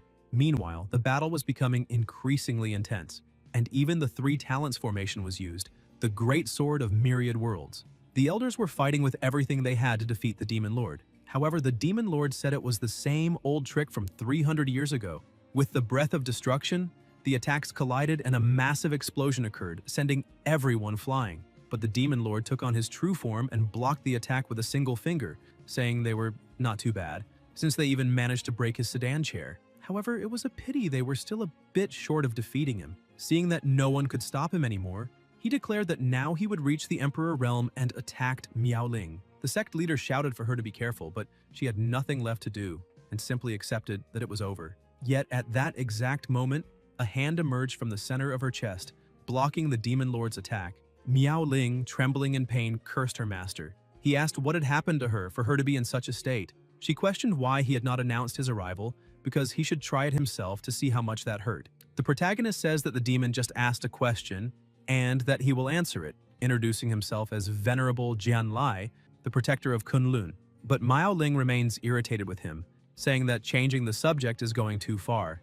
The Demon Lord bursts into laughter, saying that presenting himself as a protector is nothing but a joke, because today he will crush everything there since no one can stop him. He tries to attack but realizes something has gone wrong and asks how that is possible since the protagonist easily pierced his skin, cutting off one of his arms. Qin Tian looks at his opponent and says that, beloved by all and blooming with joy, the lid of a coffin shall open, the supreme sword of life and death, asking whether he has never heard of it before and whether he wants to know more. However, the Demon Lord tells him to stop pretending, asking what supreme sword of life and death he is talking about, since that is merely an emperor-level sword. The protagonist asks whether he truly believes that, because if so, then he will show him another strike. The demon lord reinforces his skin, but the protagonist's attack is so powerful that even with the reinforcement, it completely shatters his defense and destroys his arm, causing massive devastation. Qin Tian asks whether the fight is already over, because like this, it is no fun.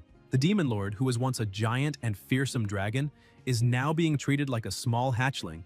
Wentian goes to Miaoling and asks if she is alright. She says yes and asks her leader whether it is already over. Wentian replies that it is almost finished, however what she truly wants to know is who that person is, since she just saw him send a saint demon flying with a single strike. Miaoling begins to say that he is her, but stops mid-sentence, thinking that judging by her master's attire, he clearly does not want to be recognized. So she changes her answer, saying that he is probably some contingency plan left behind by ancestor Jiang, and that her master found and activated it. Wentian says that would be wonderful, because if that is really the case, then this war should end quickly. Miaoling cannot believe how easily her leader accepted that explanation. The demon lord, though injured, has not yet been completely defeated. He starts to smile, saying he truly underestimated the protagonist and that sword sect. His body begins to regenerate as he shouts that this feeling is something strange and uses the dragon's secret technique. Another explosion erupts, drawing everyone's attention as they ask what is happening, because a powerful aura has appeared. The demon lord stands up again and laughs, saying that thanks to the protagonist, he truly came close to death. But now, with his power just below the Emperor realm, he is invincible, so he must repay his great benefactor. The two women cannot believe that the demon lord is even stronger than before, since he has now reached the 3rd level. Miaoling wonders whether her master can really compete against something that powerful. Convinced of his victory, the demon lord declares that with the help of the Ice Phoenix bloodline, he will become the new demon emperor and rule all demons. And as he releases his overwhelming power, he tells the sword sect to choose how they wish to die. But in the blink of an eye, he is struck. The protagonist's attack is so fast that the demon lord is confused and asks what is happening. Still not understanding what occurred, he says he has finally advanced to the 3rd level, but his body collapses to the ground and his head separates from it.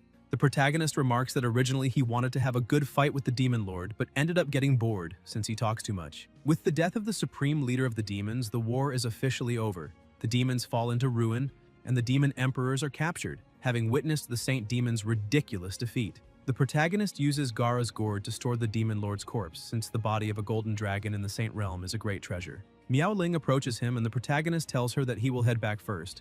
She asks whether he is not leaving as well, but with a frightening look he says no, because she needs to wait. She asks what he means, but the protagonist returns to where he came from, making her tremble again in anger and pain. Wentian asks her whether Venerable Zhenlai has already left, but distracted she asks who her leader is referring to. Wentian explains that she means the person who just helped them, since she barely had the chance to thank him. Moreover, she mentions that those little things are getting bigger and bigger. Sometime later, back at the peak, inside the alchemy room, the protagonist is placing everything into the cauldron. The little fox was already getting bored, because her master had been inside the alchemy room for almost half a day, and her boredom was so great that she had started talking to the birds nearby. Suddenly, she heard someone calling her. As soon as she opened her eyes, she saw it was Miaoling. She asked why the fox was sleeping there. Xiao Ru hugged Miaoling, thanking her for finally coming back, and explained that the master had been inside the alchemy room for a long time. Miaoling asked if she had seen correctly and noticed a bit of smoke coming out from under the door, and soon a bad feeling followed. Another explosion erupted inside the alchemy room. Not knowing what was happening, the little fox shouted, asking whether Hidden Sword Peak was under attack. But Miaoling explained that the master had probably caused another explosion while practicing alchemy. She said they first needed to blow the smoke away, and they quickly dispersed it. Qin Tian stepped out from the rubble, shouting that he had finally succeeded. The system announced that the sacred dragon source item had been completed, and that the reward was the Chongming flower. That night, the two were changing clothes. Xiao Ru asked what kind of strange outfits those were. Miaoling said she did not know, but compared to the clothes the master had given her before, these were much more comfortable. The little fox complained that the clothes were too tight. Miaoling said they would get used to it.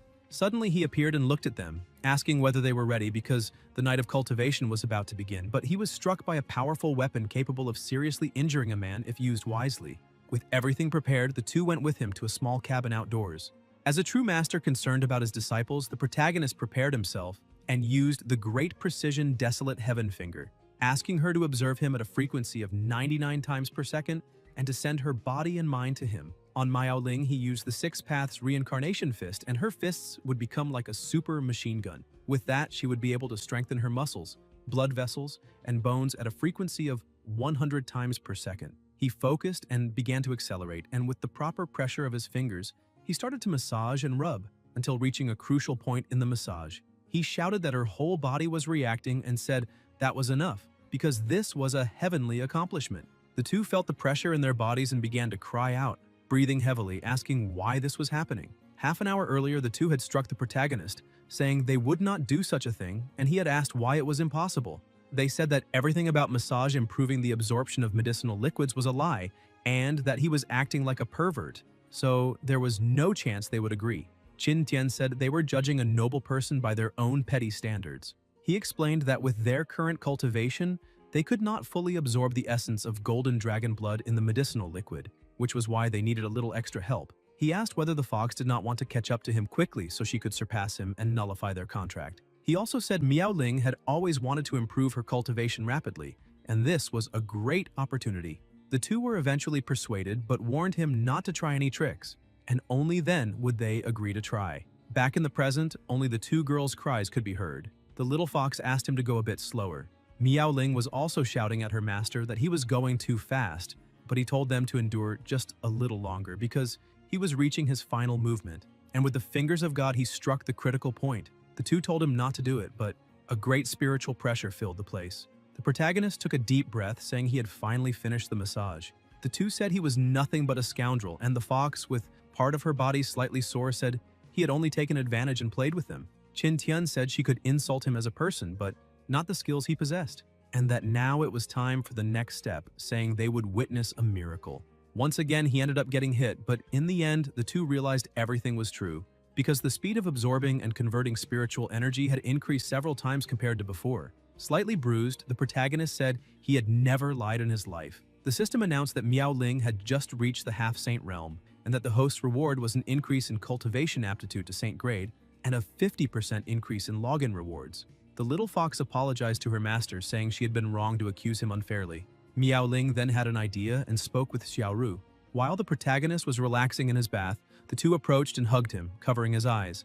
And the rest must be told on another platform because here on YouTube it cannot be shown. After the great battle of the demonic race, Qin Tian and his two disciples were sleeping. Even before the rooster began to crow, a scream was calling for the protagonist's help. He wakes up and asks who is disturbing his dreams so early in the morning. Xiaoru, still sleepy, asks Miao Ling what is wrong, and she replies that apparently someone is looking for the master. In the middle of the forest, the screams calling for the protagonist could still be heard from very far away. Qin Tian and Miao Ling go there and realize that it is the princess who was screaming. He asks her to stop shouting. When she sees that it is him, she becomes happy upon realizing that he managed to find her. Qin Tian says he did not expect to find her there. His disciple asks the master if they already knew each other. He explains that the story was like this, and then that happened because of this, and then because of that. The princess adds that it was exactly like that, and finally in that way. This explanation was very detailed, and she managed to understand exactly how they had met. With shining eyes and begging for help, the princess says that Qin Tian had saved her life before and asks if he could help her again. As she kneels and bows, she says that she would very much like to become one of his disciples. She explains that this decision is being made because her father intends to abdicate the throne, and her younger brother, to prevent her from competing for the throne, wants her to marry an idiot because she is beautiful, and once she marries and enters that idiot's family, the two kingdoms will become allies forever.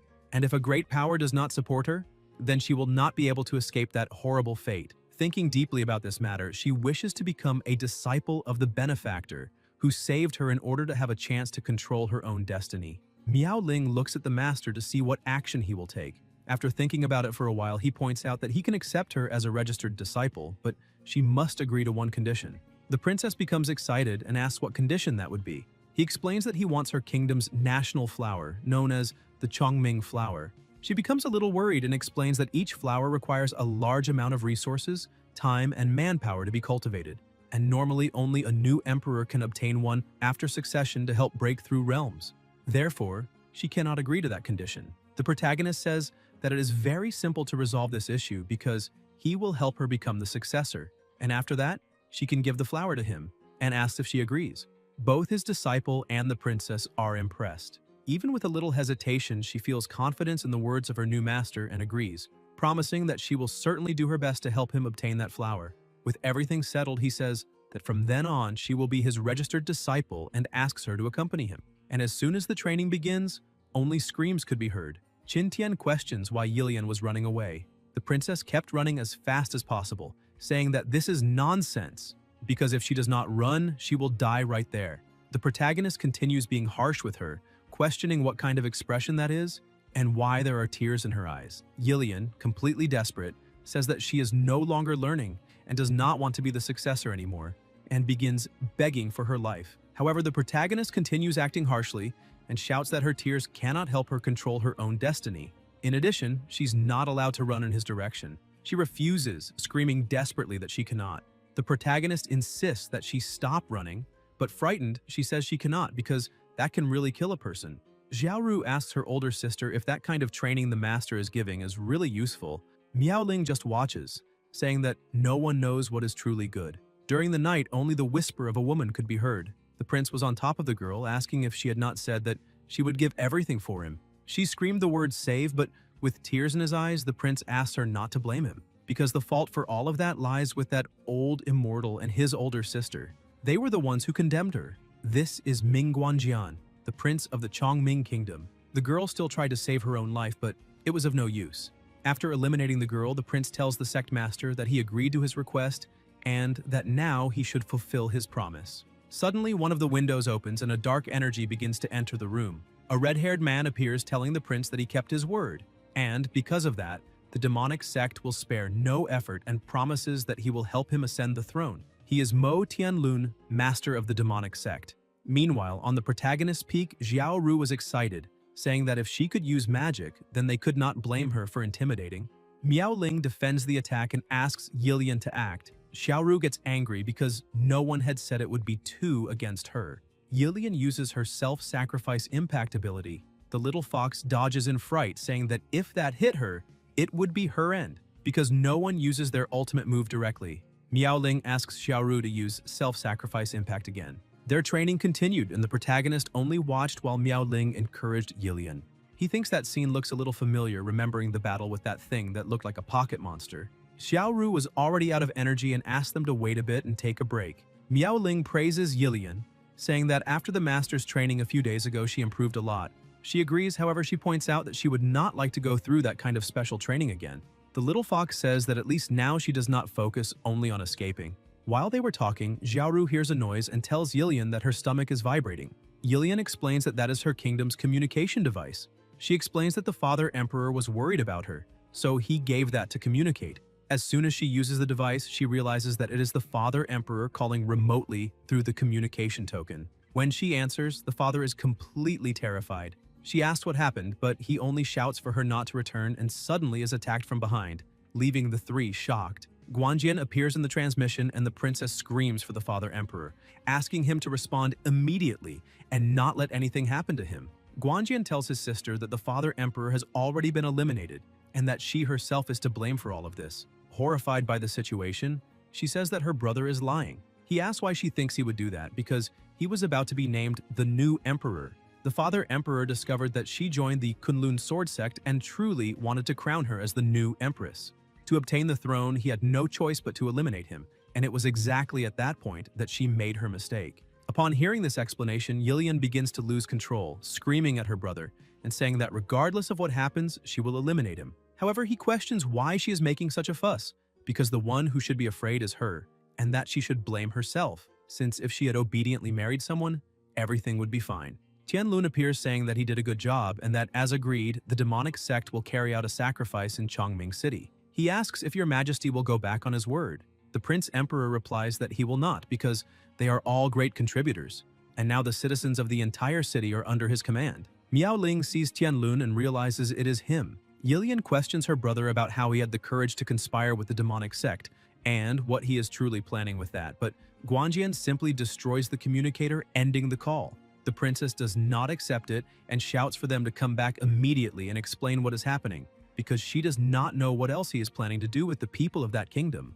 Xiaoru tells the princess that she knows very well how she is feeling. However, she needs to control herself and not panic. The princess asks how she should do that, because everyone there heard that the demonic sect wants to sacrifice the people of that kingdom. Xiaoru points to the master, saying that in a situation like this, To save the entire city and defeat Tianlun, who is a half-saint, they must trust in the master's power. The princess ends up agreeing and calls her master, who is eating a delicious watermelon, and he says that it does not seem very problematic. Meanwhile, in the city, people were already trying to run to the gate.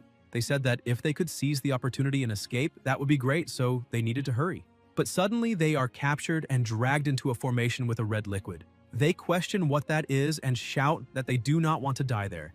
But even begging for their lives, they are completely pulled inside. Tianlun, who is behind all of this, points out that after the sacrifice in that city, he finally managed to advance. Suddenly, another person arrives, congratulating him for finally reaching the Saint Realm, because that is what he always desired, and now he is qualified to engage in a deeper level of cooperation with them. In the royal palace, Yilian bursts the door open, shouting for her brother to appear immediately. But when she looks inside, she is surprised, because he no longer looked like a person. He had been completely transformed and was asking his sister to save him. She becomes desperate, and Tianlun appears, saying that he finally arrived, because it had been a long time since he and Qin Tian had seen each other. The protagonist asks what Tianlun did. The master of the demonic sect explains that the prince wanted to increase his strength and therefore sought their help. So he used a secret technique to fuse Guanjian and his brothers, helping him increase his power.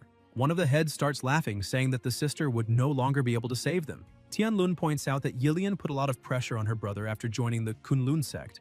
The princess, completely enraged by all of that, charges at the opponent, saying that she will eliminate him right there and now, but she is blocked by a barrier. The protagonist asks who the bald man holding a book is, but the bald man replies that before introducing himself, he would like to change the environment a bit. The book begins to flip, and a very strong light is emitted. Then everyone disappears and appears in the middle of a desert. Xiao Ru starts shouting because sand got into her eyes. At some point in the desert, Tianlun tells his saint that he never thought they would meet again and supposes that she missed him. Miaoling replies that she also missed him, and, with a smile on her face, points out that she would like to be able to tear him into 1,000 pieces. The bald man holding the book tells the protagonist that he would like to introduce himself first and says that his name is Wenna, a disciple of the Saint Realm of the Baldi cult. In addition, he is a clone of the Book of Space, one of the 9 divine books, and his true form is currently rooted with his family, the Qin family, in a myriad of universes. The protagonist is a little confused by the explanation and asks what he means. The book minister tries to explain, but the protagonist interrupts him, saying that now he remembers because he almost forgot. He recalls that night those 2 strange dolls said something strange, and if he remembers correctly, it was, "Son, we are going out to have fun with the servants. Do not worry about us and be careful with the book." Now he understands that this was what his mother meant by being careful with the book, because he thought it would just be another intelligence test to bother him and make him capable of giving up. Apparently, his father and mother hid many things, and the next time they meet, he will certainly make them tell all the secrets. The protagonist asks what exactly his family did, and also questions whether he intends to deal with the family. The bald man explains that all of this began in the myriad of universes. After a great explosion that swept through the infinite void, countless universes were born. To prevent these newly born and disordered universes from collapsing, the 9 divine books appeared. Each of them maintained the order of the countless universes, allowing them to develop peacefully, but occasionally variables emerged, such as the protagonist and his parents. The bald man points out that the protagonist disrupts order, leading the myriad of universes to destruction, and therefore they must eliminate variables like Qin Tian. The false Saitama begins absorbing the energy of the universe and explains that now that they have become one, they are invincible, and they must eliminate the protagonist for the peace of the countless universes, and to remove the curse of baldness from the Baldi cult. He politely asks the protagonist to accept dying by his hands. Qin Tian is a little confused, seeing that the book turned into a cape, thinking that this is already going too far. However, he shouts, saying that it is very cool, and asks what kind of magic that is. The false Kuririn prepares to attack. The protagonist also becomes excited about the situation, and says that although that magic is very cool, it is a pity that it will be completely destroyed. His attacks create such great pressure that the waters around begin to evaporate. Wenna is at the spiritual movement stage, but since the protagonist is a variable, he already imagined that he was hiding his cultivation. However, he did not expect Qin Tian to be in the Saint Realm. The protagonist says that being praised by a bald head brings him no kind of happiness or satisfaction. The book that had transformed into a cape questions why the protagonist cannot simply accept death, because only his existence will cause the entire world to collapse, and his 3 disciples, along with billions more people, will die because of him. Qin Tian points out that he is not a fool and that this is just the one-sided story told by the billiard ball head, so he will not believe it. The cape says that if that is the case, there is no other choice, asking Wenna to use the power of the divine book and finish it as quickly as possible. The bald man replies that it is no problem because he will end it before the protagonist can react. Concentrating a gigantic force, his aura begins to change. Qin Tian realizes that the opponent just entered the Emperor realm, and before he could do anything, he is struck by a blow. Quickly, the bald man appears in front of him and lands another attack, throwing him to the bottom of the sea. Confident, he states that it is finally over. In another place, a great explosion happens. The Prince Emperor was laughing while fighting his sister, saying that she stayed at the peak training for so long, but her skills improved almost nothing, so she should just accept death. The princess felt pressured since her brother's attack speed was very fast and she could not get close. Guanjian continues mocking the situation, asking if that is all she has to offer. Xiaoru notices an opening approaching from behind, but when she looks, she sees the Father Emperor's face there. He asks what she is doing, and she shouts that there is another behind. The father then advances to attack her, hitting her directly. The princess becomes worried. The prince comments that the father did a good job. Even trapped in that situation, the emperor shouts for his daughter to run immediately because she must live. Hearing her father's voice, tears begin to stream from her eyes. Gathering all the strength he possessed at that moment, he keeps shouting for her to run immediately, asking why she returned. She remembers when she was afraid and her father finally found her. The emperor was punishing her brother, saying that it was all his fault because he used a mask to scare his sister, and therefore he should apologize.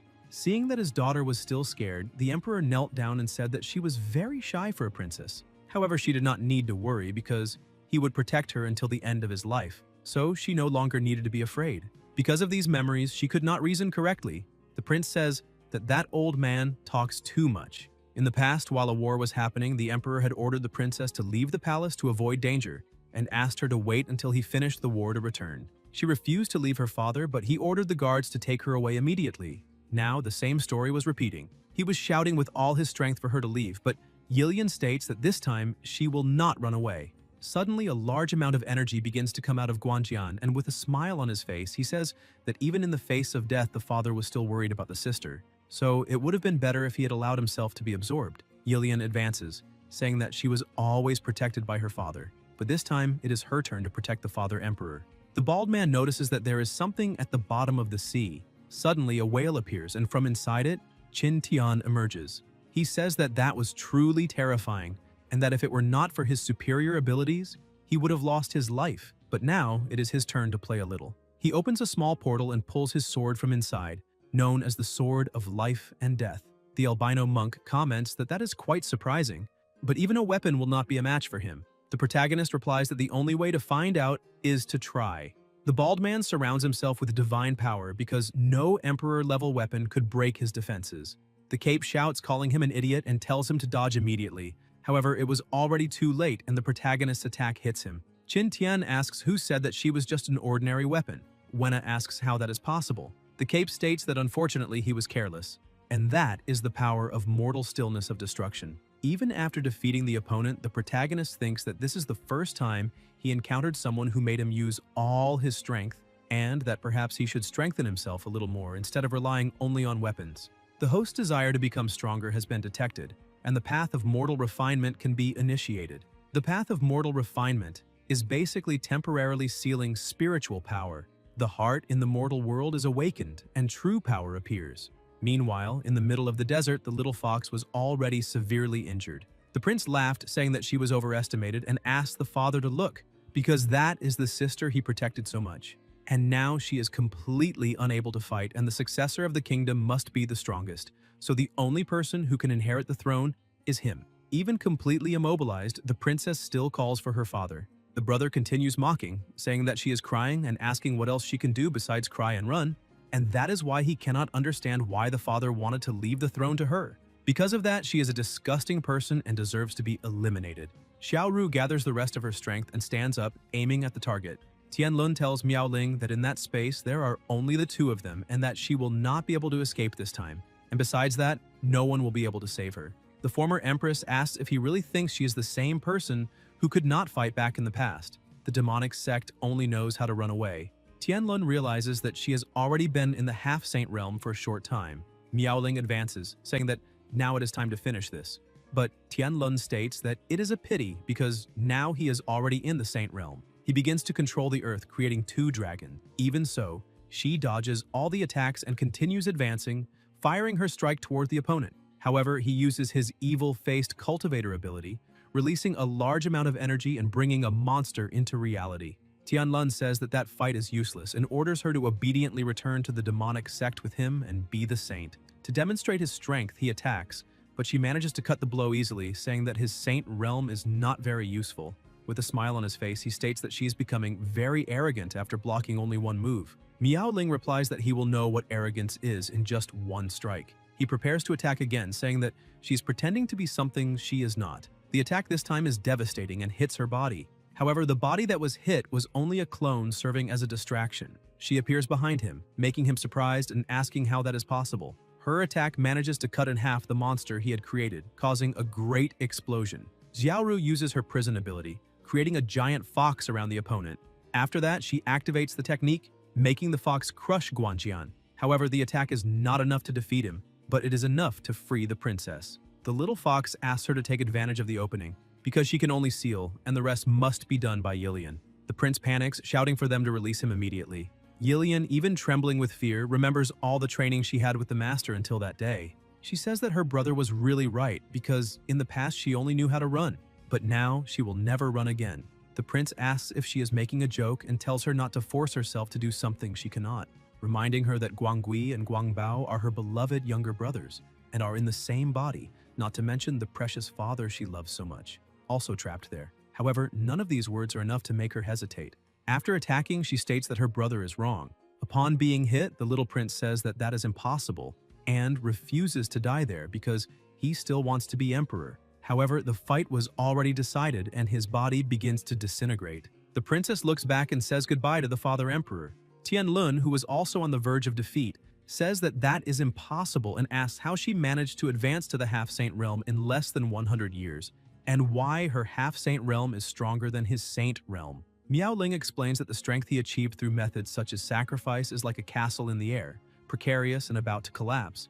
Therefore, his strength in the saint realm is basically insignificant compared to hers, a cultivator who reached the half-saint realm through her own effort. He refuses to listen, telling her to shut up, and repeats several times that he is in the saint realm. Like a desperate rat, he tries to attack her, saying that he will absorb her into a cauldron to reach the emperor realm. In that way, he will be able to become the #1 demonic emperor in the entire world. Miao Ling only smiles because she knows that victory was already decided. In the blink of an eye, she appears behind him, and suddenly his body splits into 2. While Tianlun was lying on the ground, she approaches, asking him not to worry, because he will not be alone on his journey. And before delivering the final blow, she promises that soon the demonic sect and the evil path will descend to accompany him. As soon as everyone is defeated, that subspace begins to crack. The little fox realizes that the artificial subspace has begun to collapse.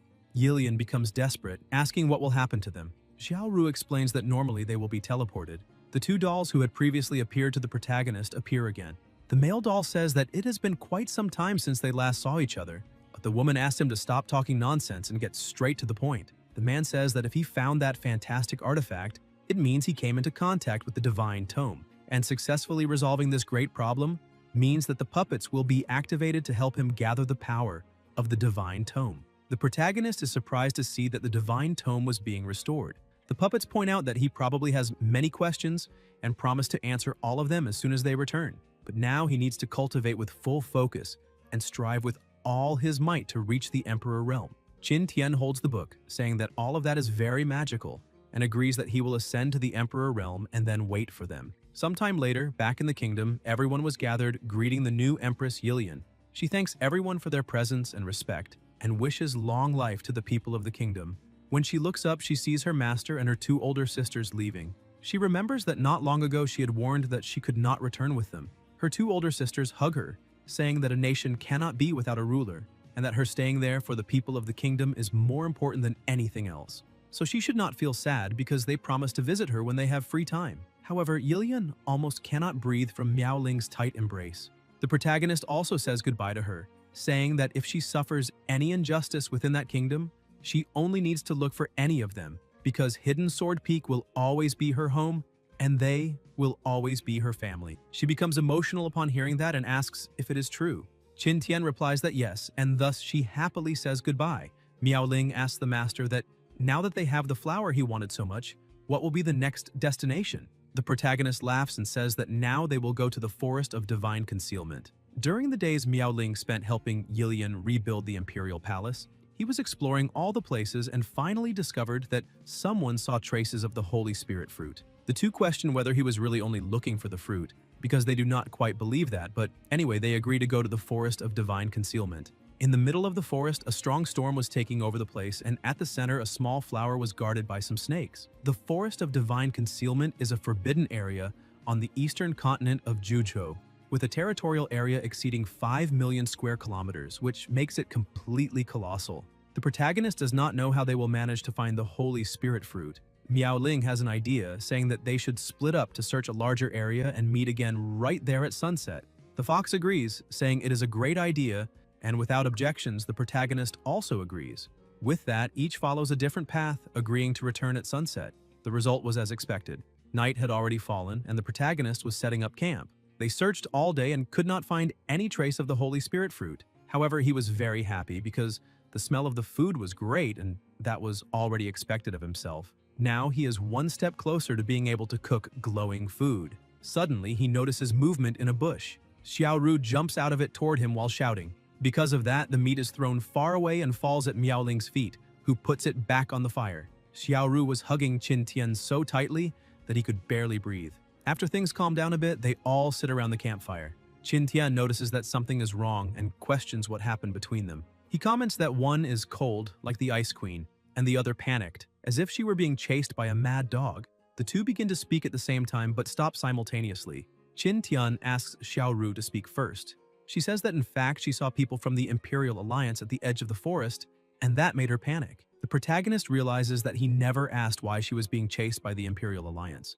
She thinks for a moment and begins to explain that when the Great Liang Empire and the Scarlet Sky Empire declared war, both ended up being conquered by other nations. Before the war, she met the emperors of both sides in a secret realm. Therefore, the Imperial Alliance slandered her, claiming that she instigated the war and that everything was her fault. Thus, specialists from the Imperial Alliance under the command of the Alliance leader, Emperor Tian, began to pursue her to prevent such a disaster from happening again. Miao Ling becomes confused and says that Zhao Ru is the Imperial Princess of Qingqiu, questioning why they did not intervene. She explains that this happened because of the Imperial Alliance's investigation. The entire central continent wants to see her eliminated.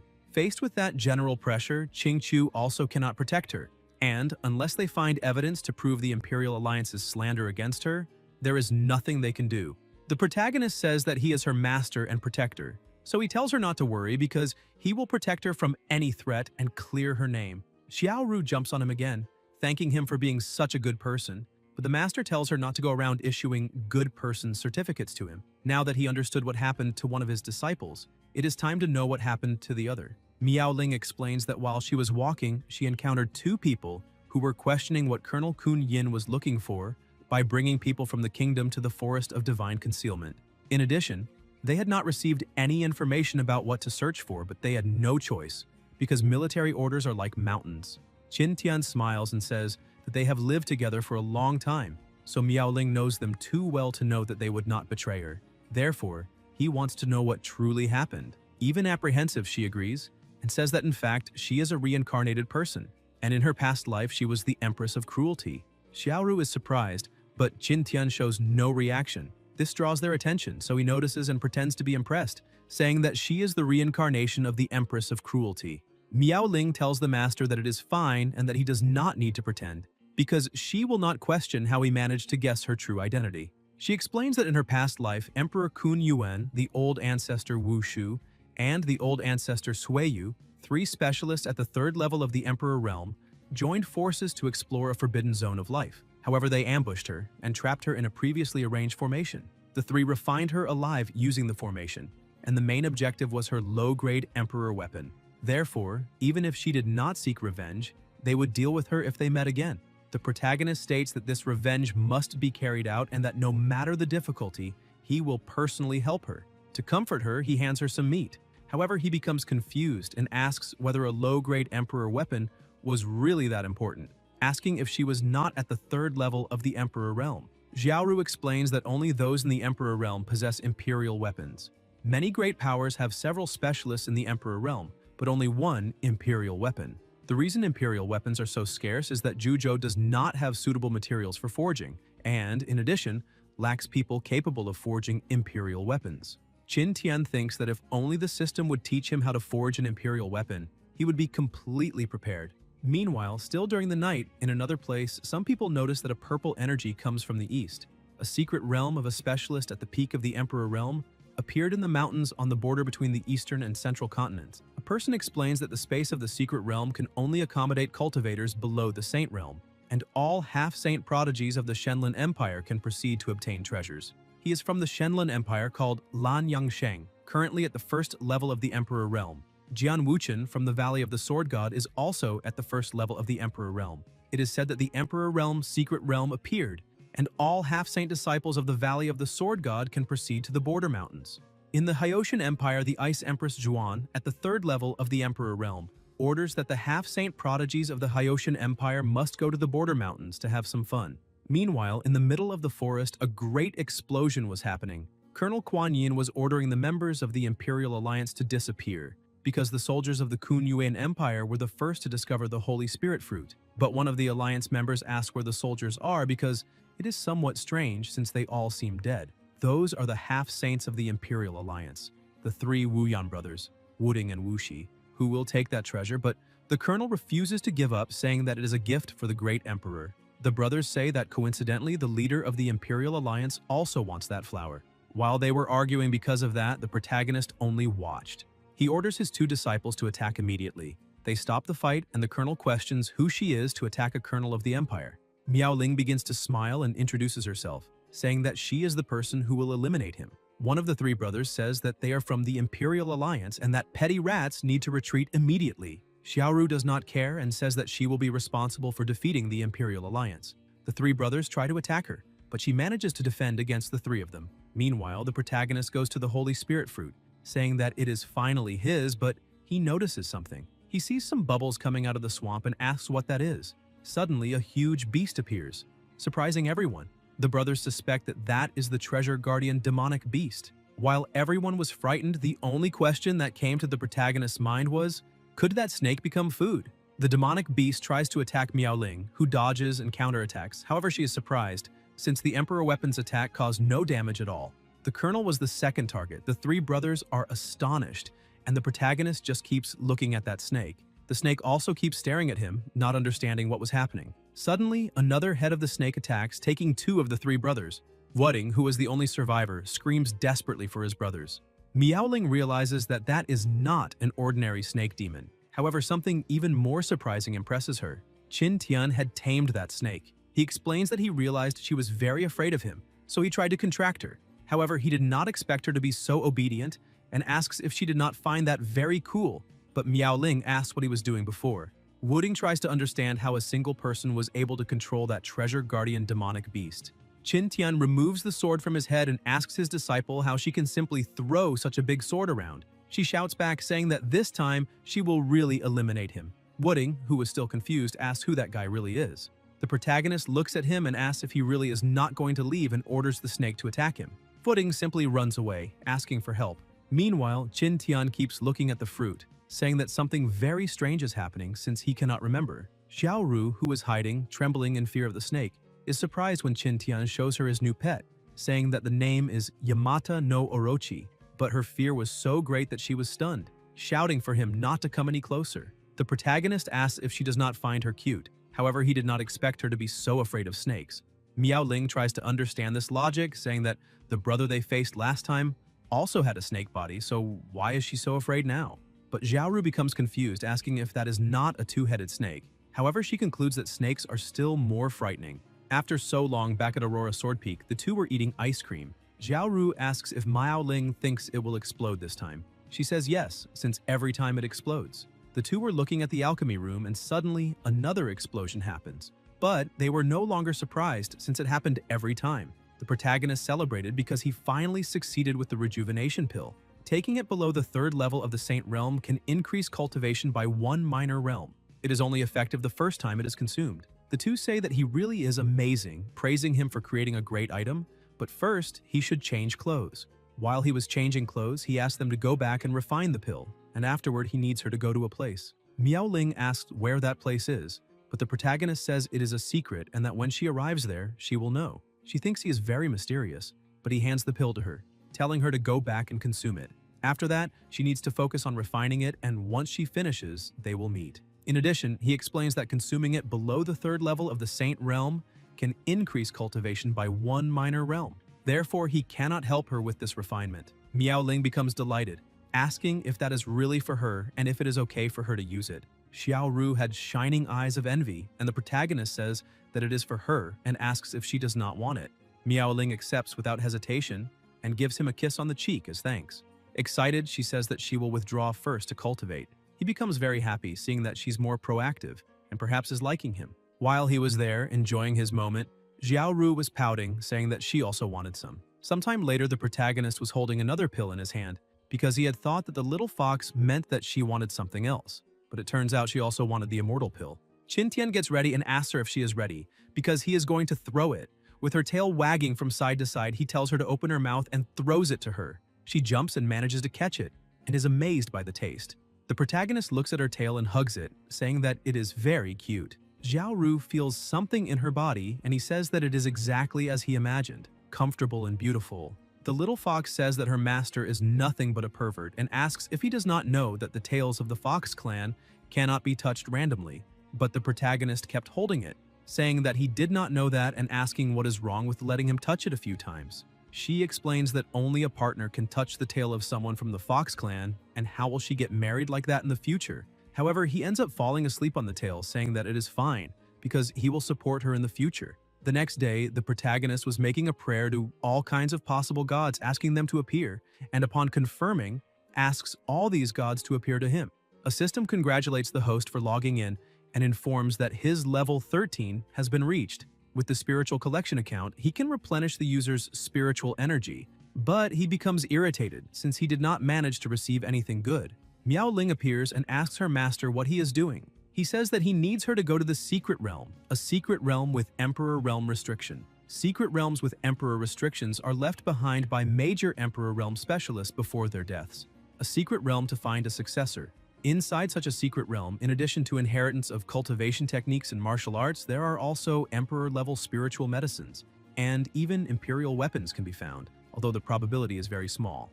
A disciple says that his master is very wise for knowing all that. Another person points out that according to legend, this secret realm may have been left by the peak specialist of the 3rd level Emperor realm 30,000 years ago, the Great Emperor Gu Yang, and that if one can find the Great Emperor's inheritance in the secret realm, one will also become a very strong individual.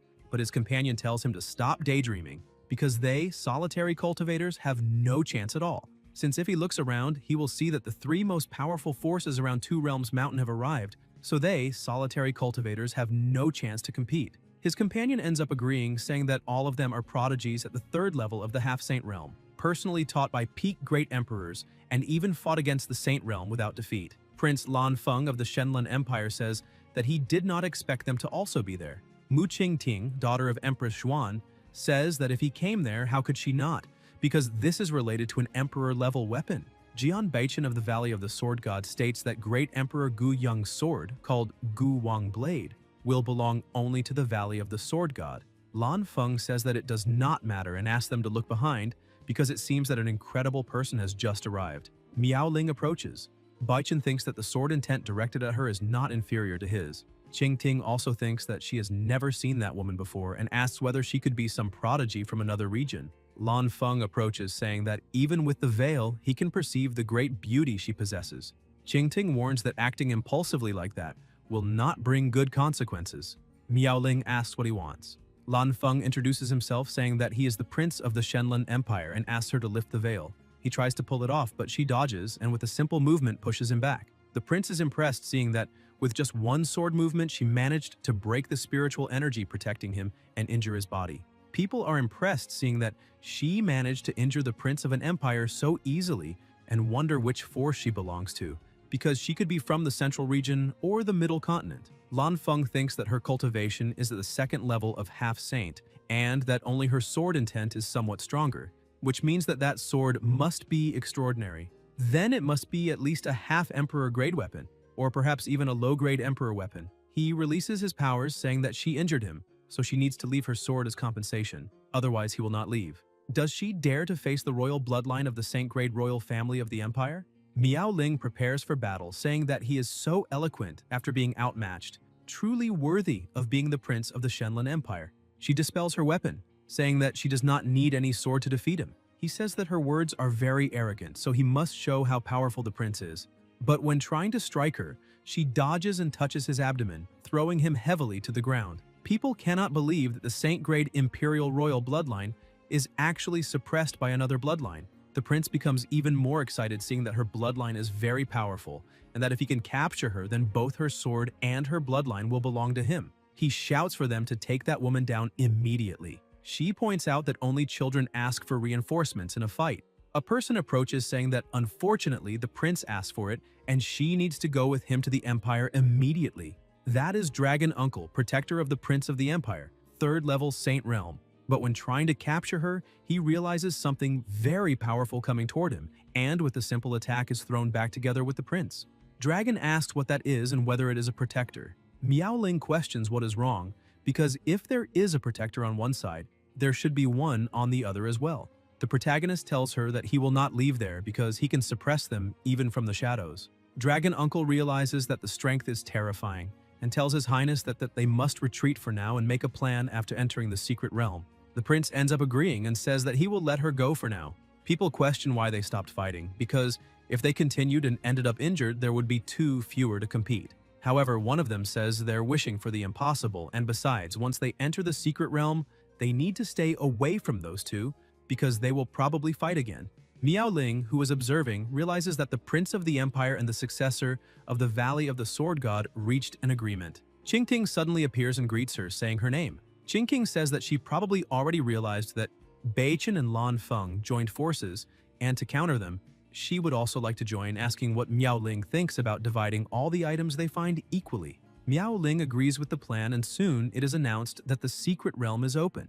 Everyone enters immediately and ends up in a desert. They complain that the Great Emperor really liked to make things difficult and actually created an exclusion zone in the secret realm, forcing them to give their all. With great effort, Baichen and Lan Feng reach the entrance of the ancient emperor's city, but some people ended up along the way. As soon as some people enter, the doors close. The disciple tells his master that the door just closed, but he tells the disciple not to worry because they are already inside. Shortly after, the master was running ahead, asking why it ended up like that. His disciple, with a completely strange form, was running behind him, asking why his master was running and if he is not a good disciple. The master arrives at a door but cannot open it. Meanwhile, his disciple keeps telling him to open the door. The master realizes that that secret realm of the Great Emperor is actually a trap. Not only is flying forbidden, but as soon as they entered the city, their magic was also sealed and they were turned into mortals. Suddenly, he notices that the sound has disappeared and wonders if those things have gone away. But when he looks back, he sees several pills. The master realizes they are rejuvenation pills, and that he had not noticed them before while fleeing. But now he realizes that his luck is very good, because that room seems to be especially for storing pills. Looking inside, he sees that there is almost a whole urn full, which means he will become rich. But suddenly his disciple's voice appears again, and he begins to come out from inside the container, telling his master that he finally found him. The disciple keeps coming out of that jar and crawls across the floor, telling his master not to run again and calling him to go straight to hell. Outside, 3 people were watching as the protagonist approached. Jian Wuchen from the Sword God Valley, Prince Lan Yang from the Shenlin Empire, and Mu Yun from the Hyoshan Empire. He realizes that everyone has already arrived, and with a smile on his face says that he had a premonition that the reward the system will give this time will be extraordinary. He takes a look at the system and says that his disciple also needs to speed up her progress. Meanwhile, inside, the 4 were standing before a statue. A mini protagonist comes out from the middle of its chest, saying that this is very strange and asking if all of them are possessed. He realizes that this is not good at all, because that statue was absorbing the life energy of his disciple and the others. And even while miniature, with a simple strike he manages to destroy the statue's plan, which opens its eyes asking who did that. Everyone begins to regain consciousness and realizes that after they entered the secret realm, they fell into an illusion without noticing. Lan Feng says that that bronze figure absorbed the blood of those deceased people and asks if its plan is to resurrect. Baichen explains that that bronze figure may be the vessel of the deceased Great Emperor, and that this is not a secret realm but was deliberately created by the Great Emperor for resurrection. The statue begins to rise, saying that since everyone discovered it, then everyone will die there. Qingting points out that only the 4 of them remain, so they need to unite. Lan Feng agrees, saying this is the only way. The statue releases its power, saying that only a few half-saints dare to speak with such boldness there, and that now that it has regained its power to the level 2 half-saint realm, they must obediently become nourishment so that it can enter the Emperor realm. The 4 prepare to fight together, and the statue also charges forward, saying it will show the Great Emperor's combat techniques. The pressure of the fight is so great that it causes a huge explosion, destroying that place. The bronze statue is defeated, and the 4 safely return outside. As soon as they come out, Lan Feng believes that the Great Emperor's storage ring is in that woman's hand. Baichen also says that the sword is with Qingting. Xuan asks the two if they really intend to provoke a war between the nations. Yangsheng tells her not to joke, because how could he act against the Empire's princess? Wuchen says he only wants the sword that is with the princess. Yangsheng says that they are right, so it is 2 against 1 and she will not be able to handle it. Wuchen makes a deal with Yangsheng, saying that the Emperor's weapon belongs to the Sword God Valley and that other girl can stay with him, because the sword she holds in her hands is also extraordinary. Besides, she obtained other treasures, so he will not be at a disadvantage. Yangsheng agrees with the division, but Zhuan prepares to fight, saying she will not let them succeed. Before the fight could begin, she is surprised. The protagonist appears between the two, asking if they are really trying to intimidate his disciple. If so, the two can fight against him. The protagonist says that the two have lost, so it is better to let this matter end there. Xuan is impressed by the protagonist's beauty. Moreover, his spiritual magic is superb. The two are confused, asking when he appeared there since they did not notice anything, and even though he shows he is in the spiritual movement realm, it makes no sense, because there was already a restriction in that realm that does not allow flying. Frightened, the two step back, asking who he is. The protagonist is disappointed, saying he was there only to have some fun. The two become irritated, asking how he dares to provoke them, and that even if it were a challenge, someone in the spiritual movement realm still would not be able to leave there alive. Qintian becomes excited, asking if they are really going to fight. He calls his life and death sword, and just by drawing it, the energy released is so great that it frightens everyone. Qintian begins to laugh and says he would very much like to see what moves they have, calling the two to come at the same time. Yangsheng realizes that this is not good and that that person is not ordinary. Wuchen feels the same upon seeing that it is an emperor's sword in his hand. Meanwhile, still in the second subspace, the 4 were standing still. Baichen asks what they are doing there. Lan Feng tells him not to worry because his father will definitely defeat the person causing trouble and that side will be resolved. Qingting tells him to stop joking and asks if he thinks her aunt is vegetarian, because she will definitely win that round. Lan Feng thinks that Miao Ling is very strong, otherwise she would have acted long ago. Suddenly, a voice appears calling Miao Ling. She realizes it is her master and shouts, saying she is there. Qingting starts laughing and says that now it is 2 against 2, asking if Lan Feng really thinks his father has a chance of winning. He says she must be joking, but thinks that he had not taken into account that that woman also had a master. Outside, the protagonist asks his disciple if she is well or hurt. She answers that she is fine, and that the others are playing chess inside, but everyone tells her to be quiet and not let that slip out. Baichen points out that they are fighting outside while they are playing inside, and that is not etiquette. The protagonist says that knowing this is great, and since it seems there is nothing wrong, he can be at ease. Yangsheng becomes irritated and charges at the protagonist, asking who he thinks he is despising, but is stopped by the Ice Queen. He tells her to mind her own business, but she explains that he is wrong because she only wants to ensure her niece's safety. She tells the protagonist that Yangsheng will be her opponent. He agrees, saying he will leave it to her. Yangsheng becomes angry and charges at her, telling his ally to take care of the protagonist.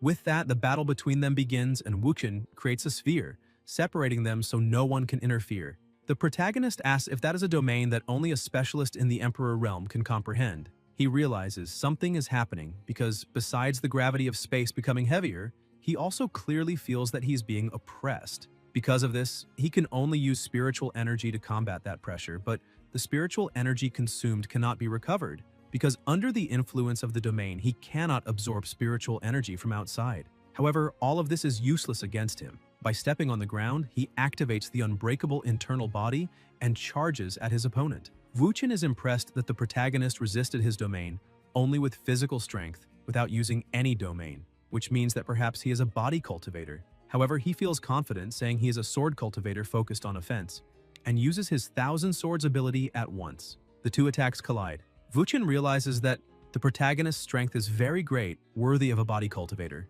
Moreover, his sword techniques are also powerful. However, his sharp sword, wielded by a sword cultivator, cannot be restrained by a physical sword. He uses the light sword slash ability and creates an energy sword, attacking the protagonist and causing a great explosion. However, that attack causes no damage to the protagonist. Qintian admits that his opponent truly has some abilities as a sword cultivator, therefore he will return the favor. Wuchen cannot understand how he did not eliminate the protagonist because apparently he has very thick skin. Qintian says that now he will try to cut him and uses the heart sword art, Immortal Sword Trace. Wuchen cannot understand what is happening, but suddenly his whole body suffers cuts. He questions what is happening because with only a gentle swing, such a powerful sword move was unleashed. He realizes that the protagonist directly cut his roots, and even within his own domain, he can no longer recover his hands. With enormous pain, he screams that it is impossible because moves like that can only be executed by a great emperor at the peak. Suddenly, the domain is broken, and Wuchen falls defeated. Zhuan asks what Yang Sheng intends to do now and if he really wants to continue that fight. The domain that imprisoned the 4 disciples begins to dissipate.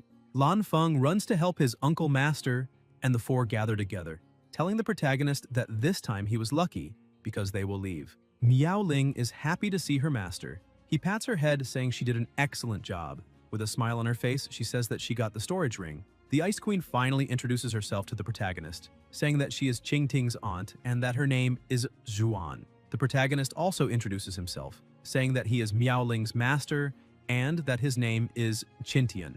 Qingting becomes excited and calls the protagonist Uncle Qin, but he does not like it very much, asking if he looks that old to be called uncle. Moreover, he scolds her, saying that such a beautiful little girl should not speak carelessly because he is still a very handsome guy. Zhuan also scolds her niece, telling her not to be so rude and to apologize immediately. In addition, the Ice Queen says that her empire is not very far from there and asks if he would have time to visit it. He apologizes and says that unfortunately he cannot accept the invitation because he and his disciple have already been away from the Kunlun sword sect for a long time and need to return to report that they are safe. The Ice Queen says that is fine and gives him a token, pointing out that when he has free time, he can visit her by notifying her through that. With everything resolved, they leave, and the protagonist says that now the Emperor's secret realm has finally come to an end, and wonders what kind of reward the system will give this time.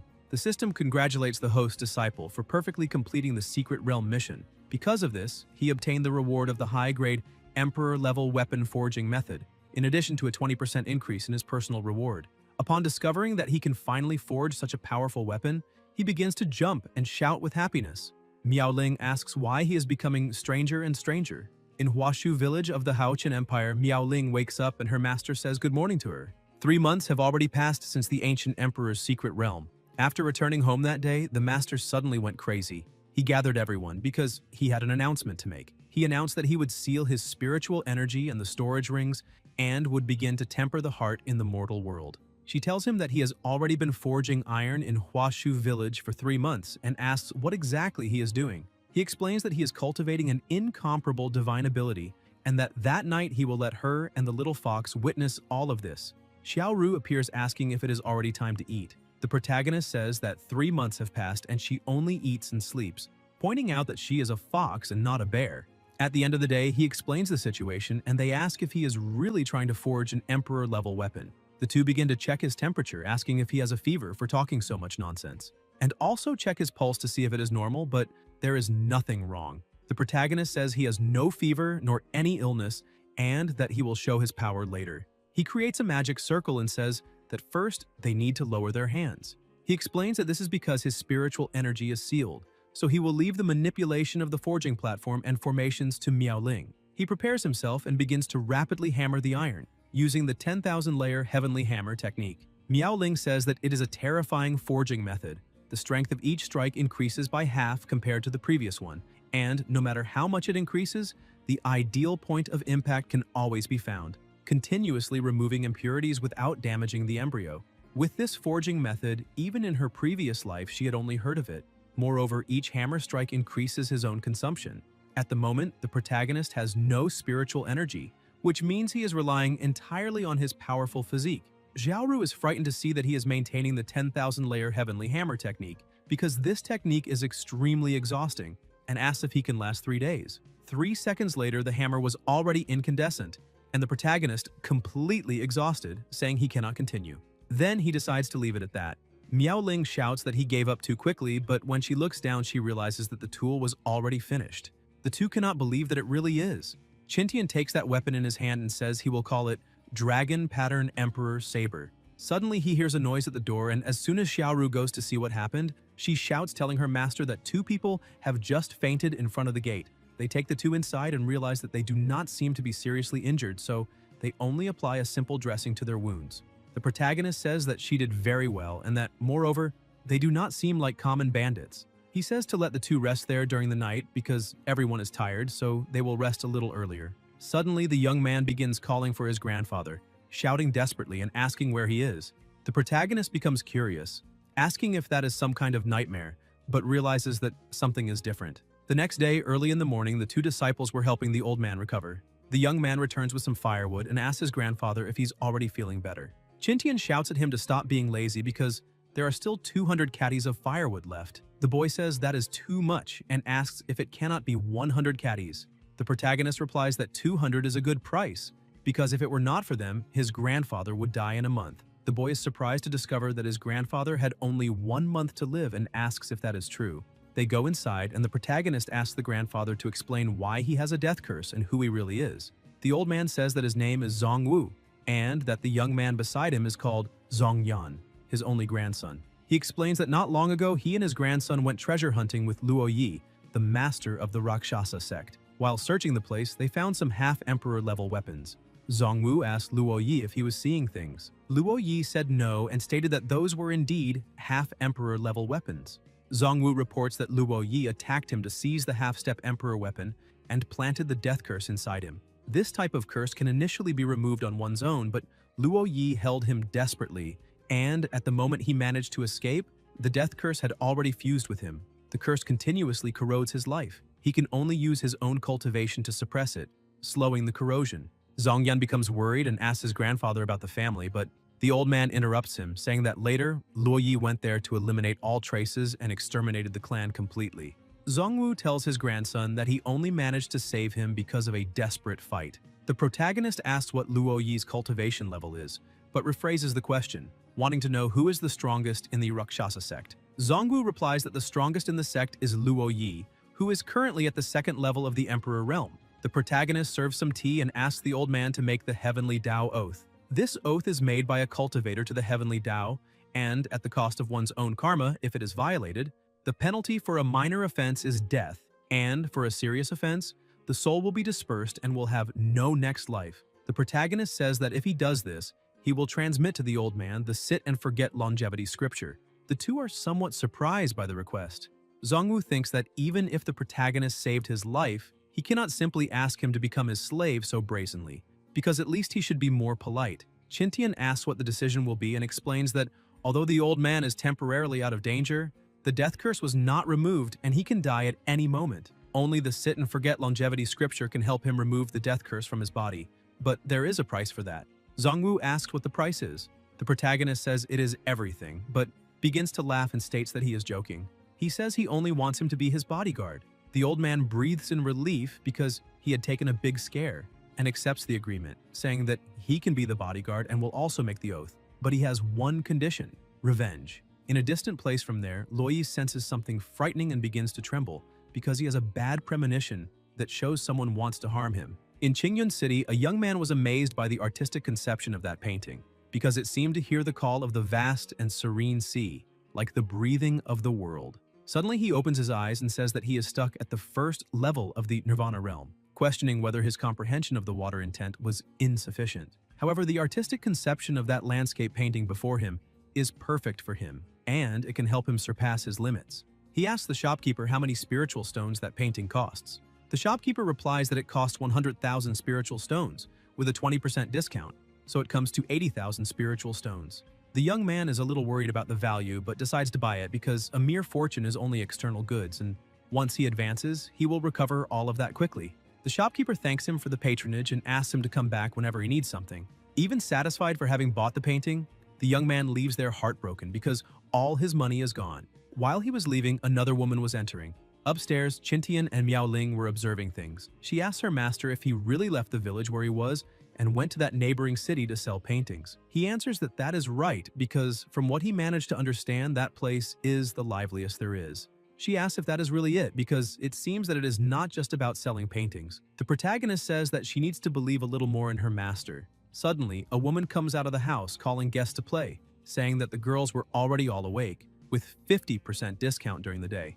Miao Ling immobilizes her master, saying that she already knew that it was not just about selling paintings and that with 50% discount, it will be very convenient for him to go down. He thinks that this time his arm will not withstand it, but in fact, he only wanted to complete the system mission. In the first mission, he needed to obtain 1 million spiritual stones, but the reward was unknown. In the second mission, he needed to gain the admiration of 1 million people, and the reward was also unknown. During the night, Zongwu goes to the protagonist and asks if he was calling him. Qintian points out that almost 2 months have passed since they met.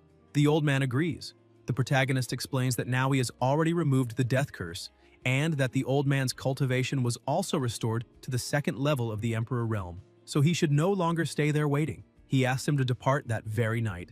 Zongwu is surprised by this. In addition, the protagonist points out that apparently the old man does not have a weapon, and if he does not mind, he has a cleaver to slaughter pigs. He normally finds it quite useful for slicing vegetables and meat. Zongwu asks what that is, but as soon as he holds it, he realizes that it is actually an emperor weapon, and questions who exactly his master is.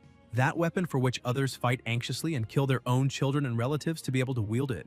And yet the protagonist is giving it casually to him, which makes him ask if that is some kind of test. Sometime later, in front of Luo Yi's house, Zongwu shouts for him to come out.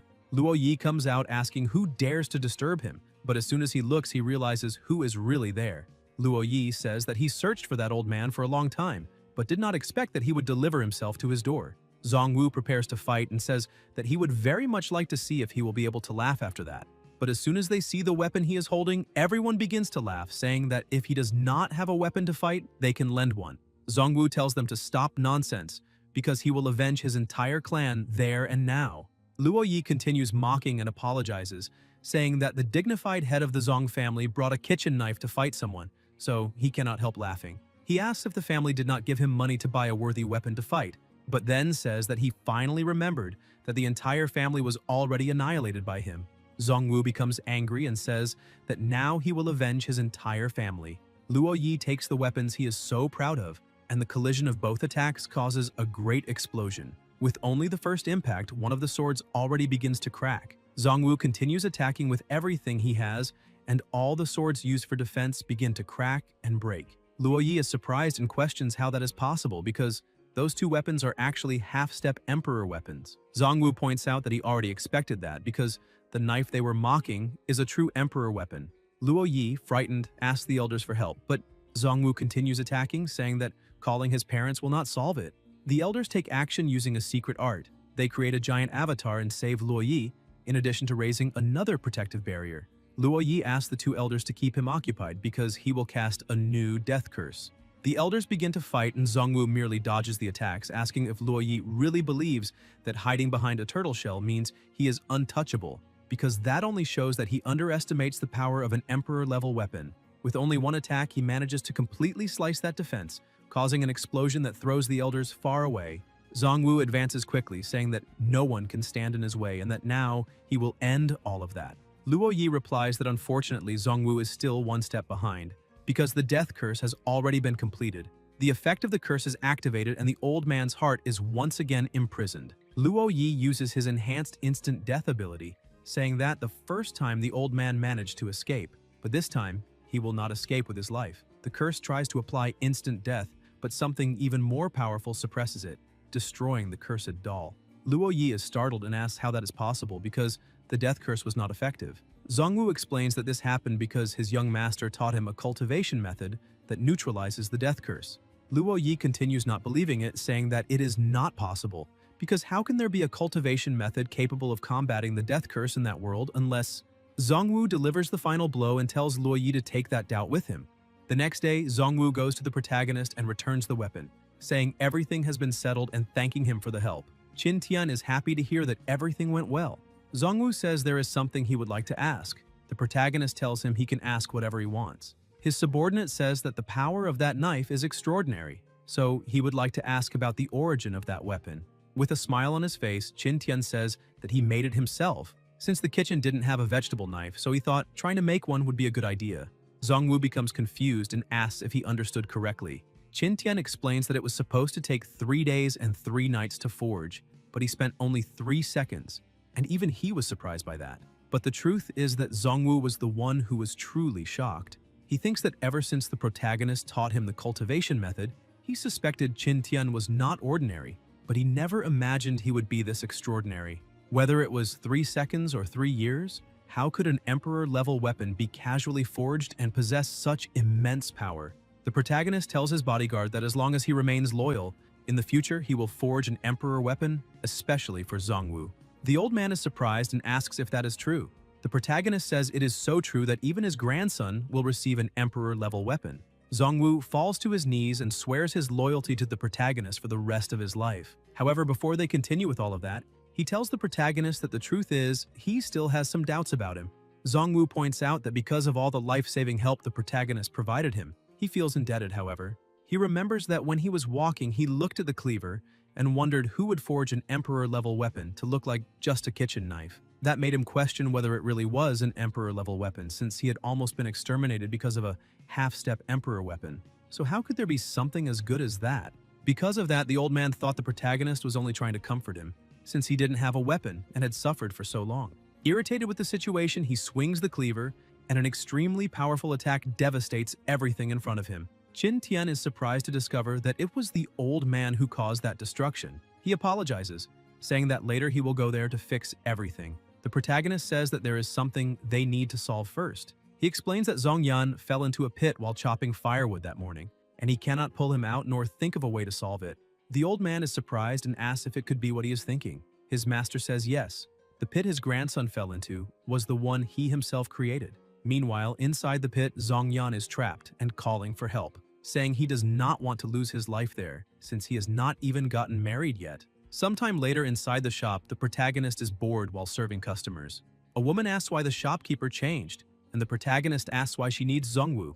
The woman explains that she had an appointment with the previous shopkeeper for 3 famous sword paintings, since they had arranged for her to pick them up that day. Qin Tian is surprised to discover that she was the one who ordered them. He takes the paintings and says that a few days ago, the former shopkeeper asked him for help painting some famous sword figures.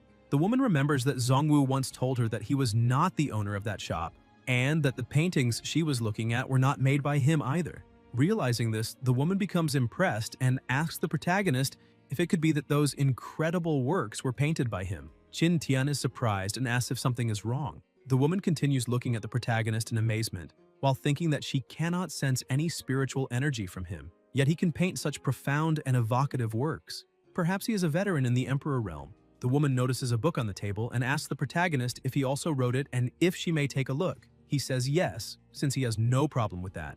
In the book it was written, "Legend says that 800 years ago 2 celestial maidens from the immortal realm, bound by fate, reincarnated into the mortal world as snakes, later transforming into the beautiful women known as Bai Suzhen and Green Snake. On a rainy day, Suzhen met the apothecary's assistant, Shu Xian, on a bridge. While the protagonist serves another customer, the woman reads with complete attention. She is surprised by the story. It is very interesting, but when she reaches the last page, it says that the story continues. She almost collapses, asking why there is no more continuation. Qin Tian asks her what she thinks about the legend of the green snake that he wrote.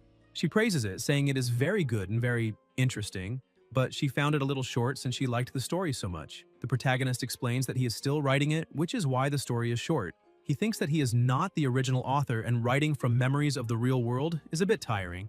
The woman, completely enchanted with the story, thinks that she has finally found what she was looking for. She asks if Qin Tian would accept her company printing and selling that story. She introduces herself, saying her name is Lin Wan, and that the Lin Corporation is one of the 2 largest corporations in Qingyun City. The protagonist is surprised and thinks this is exactly what he needed, since a few days ago he was rejected by Qingmu, one of the 2 major mercantile corporations in the city, and now the Lin Corporation wants to print and sell it. Without hesitation, the protagonist says he agrees, and emphasizes that he will allow her to print and distribute The Legend of the Green Snake. Lin Wan is happy with the news and explains that the profits from the story will be divided, with 80% going to the protagonist and 20% to the company. The young woman who came with Lin Wan tells her that she does not quite understand that division, because that way the company would not make a profit. Lin Wan explains that the reason for that distribution is that the legend of the green snake itself has no value. Cultivators spend most of their time in tedious cultivation, so they also need some entertainment to relax. Reading is a way for cultivators to relax and have fun. Therefore, the goal of The Legend of the Green Snake is to attract customers. The more people read it and think it is good, the more they will remember the company that sold it to them. The customer flow of the Merchant Guild will naturally increase. The young woman is impressed by Lin Wan's intelligence. Not long after, people all over the city are talking about the protagonist's story. A woman runs to her father shouting that something is wrong. Her father asks what is happening and why she is in such a hurry. The woman explains that The Legend of the Green Snake, published by the Lin Corporation, has caused a huge stir in the city and attracted many people. She emphasizes that their company is in a very passive position and that half a month ago they bought a large batch of goods, and if they cannot sell them soon, the corporation may face a shortage of spirit stones for circulation. She is Qing Yu from the Qing Corporation. Her father is surprised and asks what she said, telling her to quickly summon all the shopkeepers and managers of the city branch for a meeting. He is Qing Hongming of the Qing Corporation. Soon after, the meeting begins and he tells everyone to think of a solution quickly, otherwise all of them may fall. Chen An is somewhat uneasy during the meeting. Li Li notices this and tells the master that he needs to report a situation. Chen An thinks that Bastard is trying to step over him to move forward. Chen An had rejected the protagonist's proposal and told him to leave, saying the corporation does not accept things useless to cultivators and that, moreover, Green Snake is very bad. Li Li reports that a young man from the public school brought them The Legend of the Green Snake to publish, but shopkeeper Chen An refused without even looking at it. Otherwise, the company would not be facing that crisis. Chen An throws himself to his knees on the ground, saying he was temporarily confused and asking for another chance, promising he will find a way to correct that mistake. To try to solve the situation, Chen An goes to the protagonist's shop and kneels down, begging for forgiveness, saying that this humble one had eyes but could not recognize Mount Tai. Therefore, he asks for the protagonist's magnanimity to forgive such an error. He says he is there to offer sincere apologies and begs the protagonist not to hold a grudge, asking if he could reconsider that matter. Qing Yu, who is with him, thinks this is excellent because since Qin Tian had approached their corporation before, it shows he still has a favorable impression. So, as long as Chen An apologizes sincerely and perhaps offers more spirit stones, they might even be able to recruit him. The protagonist says he accepts the apology but will not forgive him, and tells him to leave because the weather has been very cold lately, so he is closing the shop since there is nothing more to do. Qing Yu is surprised by that answer and tries to intervene, asking the protagonist to wait a moment. She says that since he has shown so much sincerity, perhaps Qin Tian should consider cooperating with them again. She steps a little closer to him, saying that they are willing to offer double the spiritual stones as long as he is willing to return. On top of that, she can offer something he might want in the future, including anything he desires. She can do absolutely anything. Qin Tian flicks her forehead and tells her to get lost, shutting the door in their faces. She is left confused since she is considered one of the greatest beauties in that city. Seeing Qin Tian remain completely unmoved by her seduction makes her question whether he is even a man. Irritated by the situation, she scolds her subordinate, saying that all of this is his fault. Suddenly, a man approaches, saying that she is Qing Yu's niece and that it has been quite some time since they last met. She turns in surprise upon seeing Master Gu He. He explains that he was passing through the city and decided to pay them a visit. Sometime later, Linwen looks at the report, saying that within half a month, the Qingmu Corporation suddenly acquired a batch of third-level pills.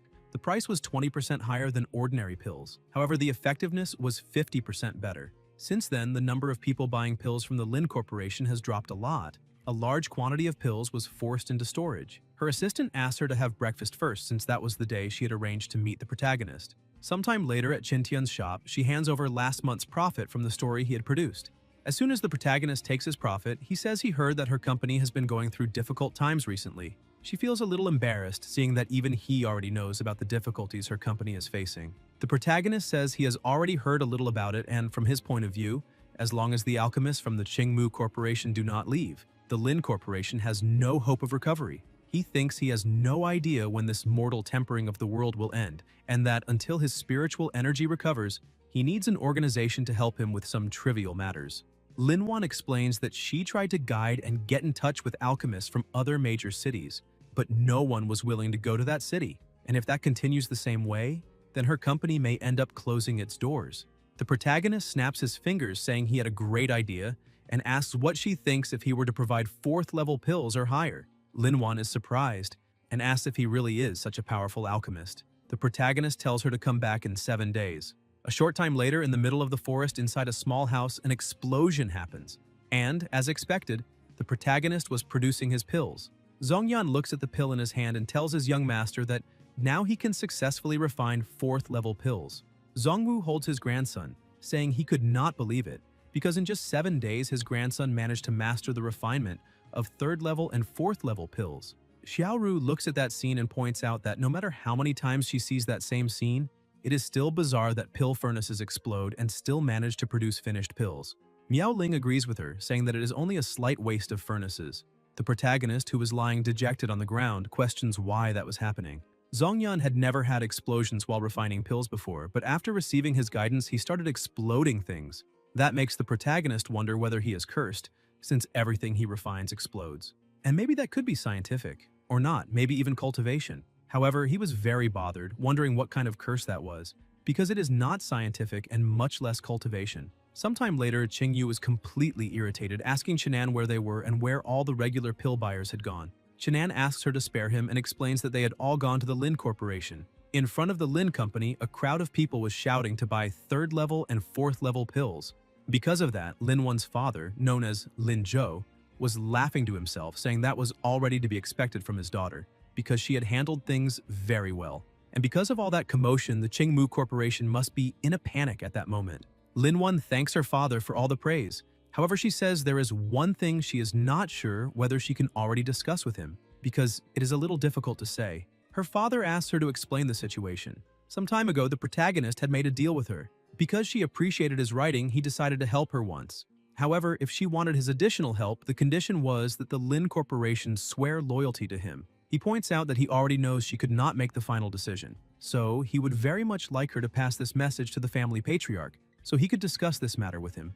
Linwan gathers her courage and tells her father that those pills come with a condition. In addition, Qintian said that as long as the company swore loyalty to him, in the future he would provide Emperor-level pills and Emperor-level weapons. Lin Zhou is surprised and asks if she understood correctly and whether the protagonist really said all that. Linwan tells her father yes and asks what they should do. Her father takes a breath and points out that young people nowadays are truly ignorant, because with small achievements, they become arrogant. But he agrees to have a dialogue.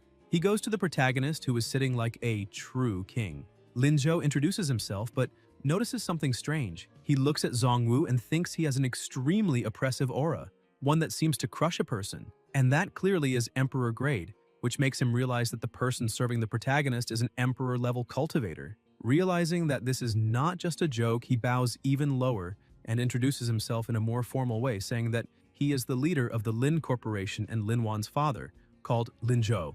In addition, he heard that the protagonist is interested in recruiting his corporation. Lin Zhou realizes that the protagonist is extremely powerful, since his subordinate is an Emperor-level cultivator. Because of that, he and his corporation absolutely cannot offend that person. Qintian smiles and says that apparently his daughter has already told most of what he had said. He points out that the patriarch does not need to doubt his intentions or his words, because the Emperor-level weapons and Emperor-level pills will be his in the future. But that will not happen immediately, since the Lin Corporation is still not qualified to possess them. The protagonist explains that Lin Zhou needs to continue developing and strengthening the corporation, and he will help fulfill that goal. Qintian throws his cleaver in front of Lin Zhou.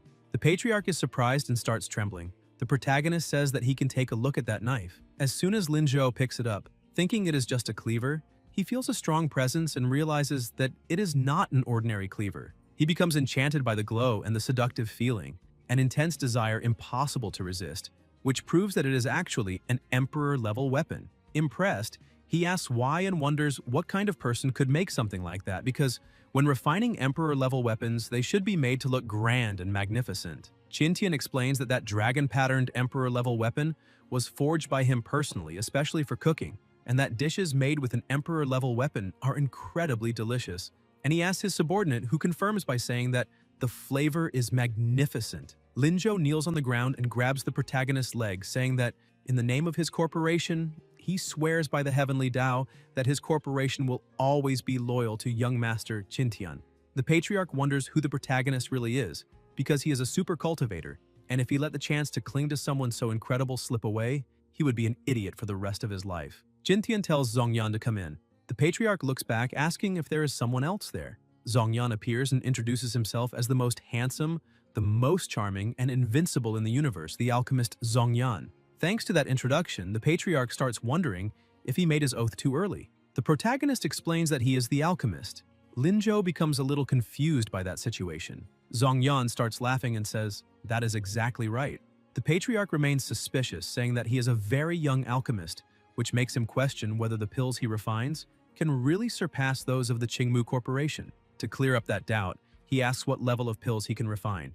Zhongyan explains that in the past he could only refine second-level pills, but after Young Master's guidance, he can refine fourth-level pills. In addition, the pills previously sent to the Lin Corporation were refined by him. Hearing that, the patriarch runs up to him and grabs him, saying that it is wonderful to hear that the pills delivered earlier were refined by him. And now, with Zhongyan's help, they can definitely defeat the Qingmu Corporation. The protagonist who is watching that scene points out that he is giving them a person to help them, and if even so the Lin Corporation is not capable of completely defeating the Qingmu Corporation, that will mean they are not qualified to be his subordinates. Linzhou shouts that he will defeat the Qingmu Corporation, but Zhongyan was only irritated at being held. Because of that, the war between the two corporations began. The Qingmu Corporation made an announcement telling everyone to come immediately because they had put good items up for auction. But the Lin Corporation also made an announcement saying that their items were even better, attracting almost all the customers. Qingmu tried again, saying they were having a clearance sale for the last 3 days, but that did not bring in any customers. The Lin Corporation gave a 50% discount to the first ones who arrived and bought, and that made the whole population go there. The Qingmu Corporation was on the verge of bankruptcy because they had not had customers for quite some time. During the night, at the protagonist's shop, he was looking over the reports and noticed that the Lin Corporation had done very well, because in just 1 month they had made Qingmu lose half of its stores, and at that rate they would soon be able to drive Qingmu out of the city. However, he did not understand why the sales of spiritual healing pills and spiritual reinforcement pills were so high. Zhongwu explains to him that in recent months, the spiritual energy on Qingyun Mountain outside the city had increased, leading to speculation about the appearance of treasures. As a result, conflicts frequently occurred near the mountain, and the demand for those two types of pills rose drastically. Qintian receives a notification from the system saying that he has just received a side mission of mortal world tempering. He needs to obtain the Azure Dragon Vein. Within that month, an Azure Dragon Vein will appear in the Qingyun mountain range. The Dragon Vein can double the concentration of spiritual energy within a radius of 30 kilometers and increase it tenfold within a radius of 3 kilometers. The protagonist becomes a little confused, questioning whether that is a dream. Suddenly, he realizes how all of that was working because the 3 side missions of the system correspond to wealth, fame, and lands, gold coins, reputation, Tao companions, cultivation methods, and earth veins. In cultivation, besides fleeting and elusive opportunities that are difficult to find, the most important things are wealth, fame, partners, methods, and lands. These 5 are the resources that ordinary cultivators need for their training. However, resources do not fall from the sky, so they need to fight to seize them and make use of them. Because he has the system, he never worried about those things, and that is why he is a little lost. This means that what is lacking for him is not a Tao, but a Tao heart that longs for strength. Zhongwu is impressed to see that the young master feels completely different from a few minutes earlier. The system appears again, saying that the realization occurred when the host successfully attained enlightenment. However, he thinks that, to complete the mission, he still needs to seize the Azure Dragon Vein. He tells Zhongwu that they will go have some fun on Qingyun Mountain very soon. The next morning, they head to the mountain. Zhongwu points out that the spiritual energy there really is very dense, and apparently the previous rumors were probably true because treasures really are appearing there. The little fox becomes happy because of that, since now they can look for treasures together. But suddenly 2 other people arrive. The young man says that originally he was thinking of trying his luck there, but the girl says that, in fact, they managed to find the person the Alliance leader wants to capture, and that proves they have very good luck. Xiaoru gets frightened and runs behind Miao Ling, asking for help. Zhongwu asks who they are. The young man says that there are many people there. The woman introduces herself by saying that she is the Clover of Fortune from the Emperor Alliance. known as the four-leaf clover. The young man says that he is the dice demon of the Emperor Alliance. Bai Ying. The woman asks whether they can hand Lin Wan over to them. Miao Ling steps in front, saying that Xiao Ru is part of the family and will never be handed over to the Alliance. Apparently, the Orochimaru here managed to get the Sharingan and activates Tsukuyomi.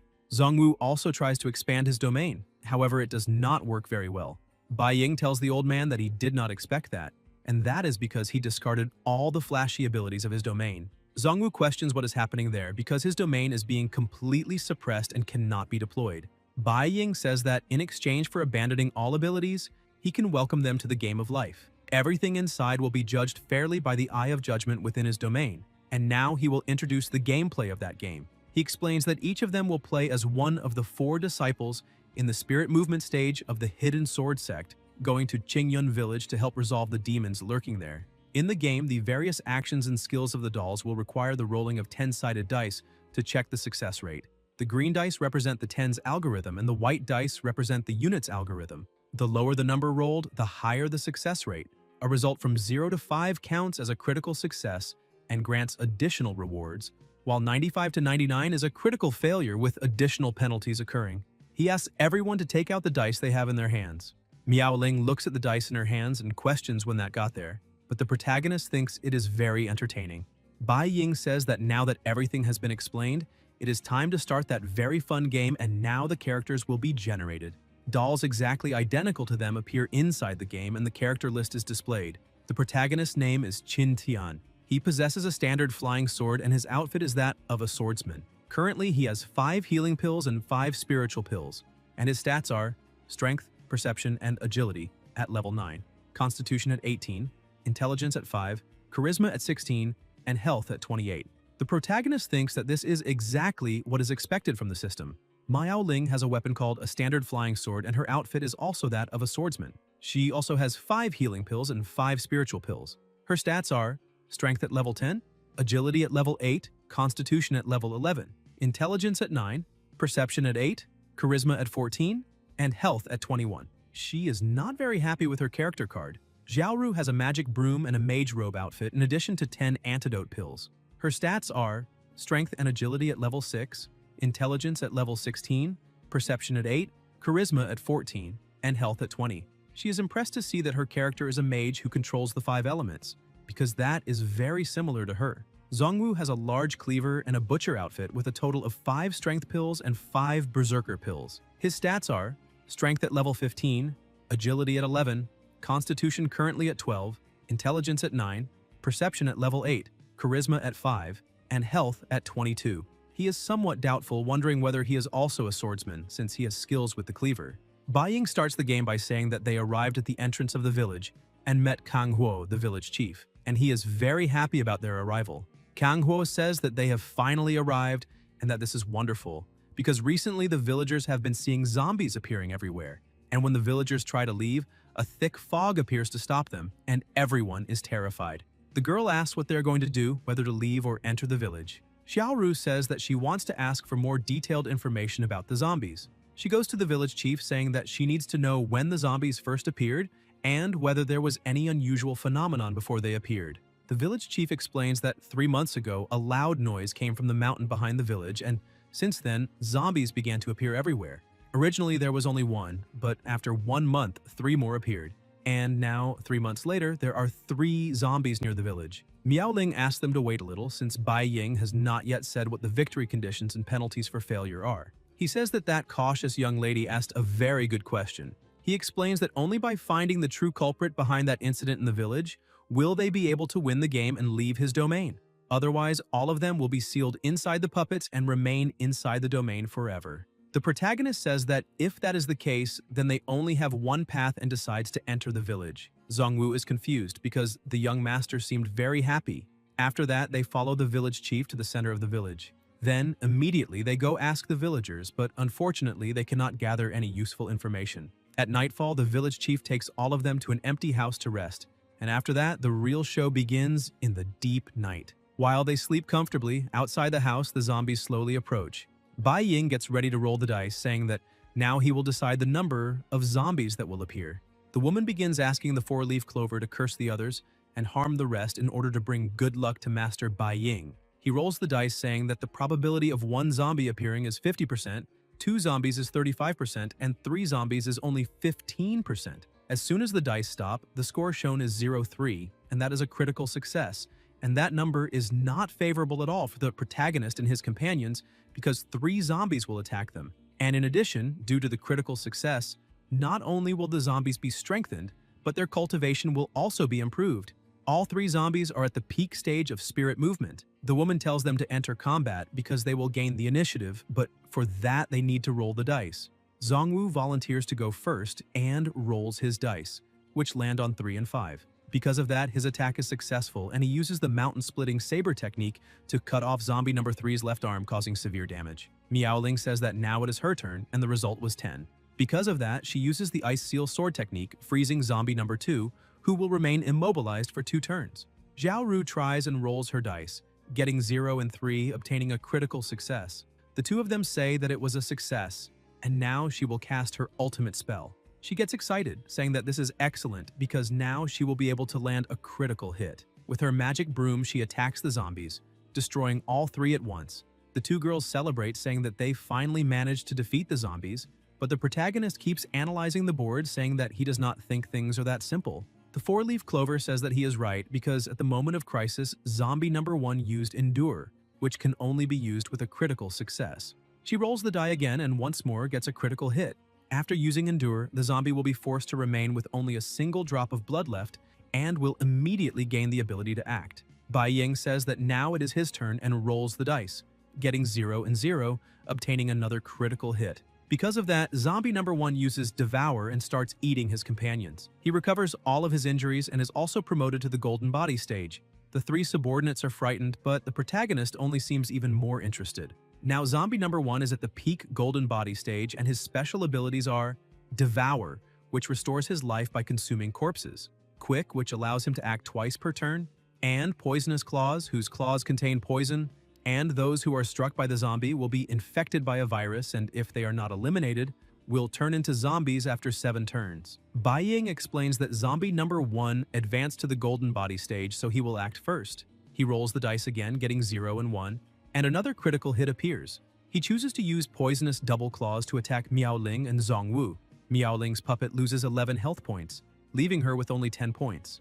And in addition, she becomes poisoned. Zongwu also loses 11 health points, leaving him with 11 points and poisoned. As soon as their puppets suffer that injury, the 2 of them suffer the same injury on their real bodies, and that shows that the damage the puppets suffer is also transferred to them. Bai Ying says that they're correct because that is the true effect of his domain. However, this effect is bidirectional, and if his puppet gets hurt, he will also be hurt. Even so, Bai Ying asks whether they can wait until his puppet and the 4-leaf clover's puppet appear.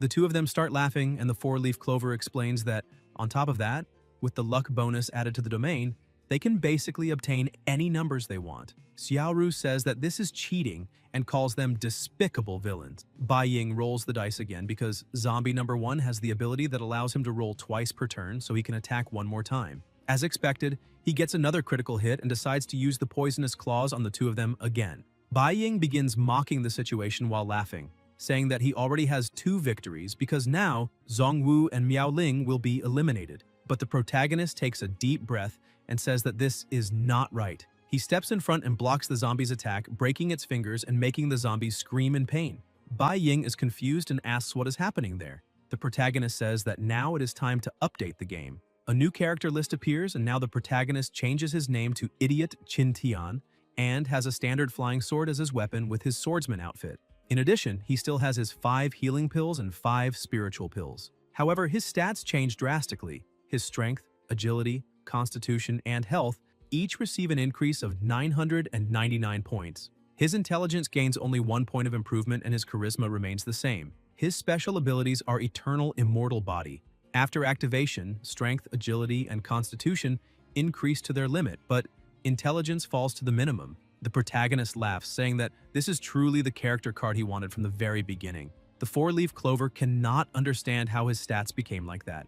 Bai Ying also becomes irritated, saying that the protagonist is cheating, but the protagonist says that this is Bai Ying's domain. So how could he be cheating, since it is Bai Ying himself who defines the rules? But in truth, the protagonist was laughing in his mind, because no matter how strong any opponent's domain may be, it cannot be stronger than the system. The four-leaf clover asks Bai Ying what he managed to figure out, but Bai Ying says that the domain is warning him that the protagonist is not cheating. Qintian says that now that everything has been clarified, it is their turn to attack. Miao Ling and Zhongwu take an antidote pill and a healing pill, eliminating the poison and recovering 100% of their health. Qintian says that he wants the two of them, but Bai Ying orders the human skin demons to attack. Those demons are also at the golden body stage, but the protagonist manages to defeat them easily. Bai Ying sends another monster, but Qintian destroys it again with a single strike. Bai Ying starts to fall into despair and uses the evil flood dragon, but the result is the same. The protagonist eliminates everything with extreme ease.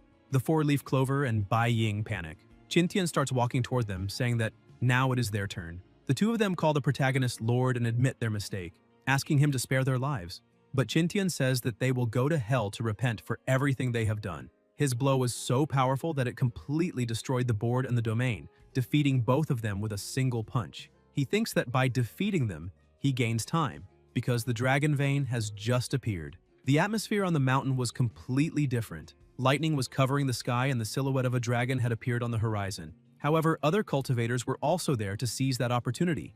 A person appears in front of the two of them, laughing, saying that the Kunyuan Empire is claiming that dragon vein and calling all the others irrelevant, telling them to step aside. The ancient ancestor of Flying Star Valley shouts that they cannot allow the Empire to obtain that vein, otherwise the sects within the Empire will never have a way out. The ancient ancestor of the Thousand Blades sect and the ancient ancestor of the Xuanbing Gate were also fighting to see who would get the dragon vein.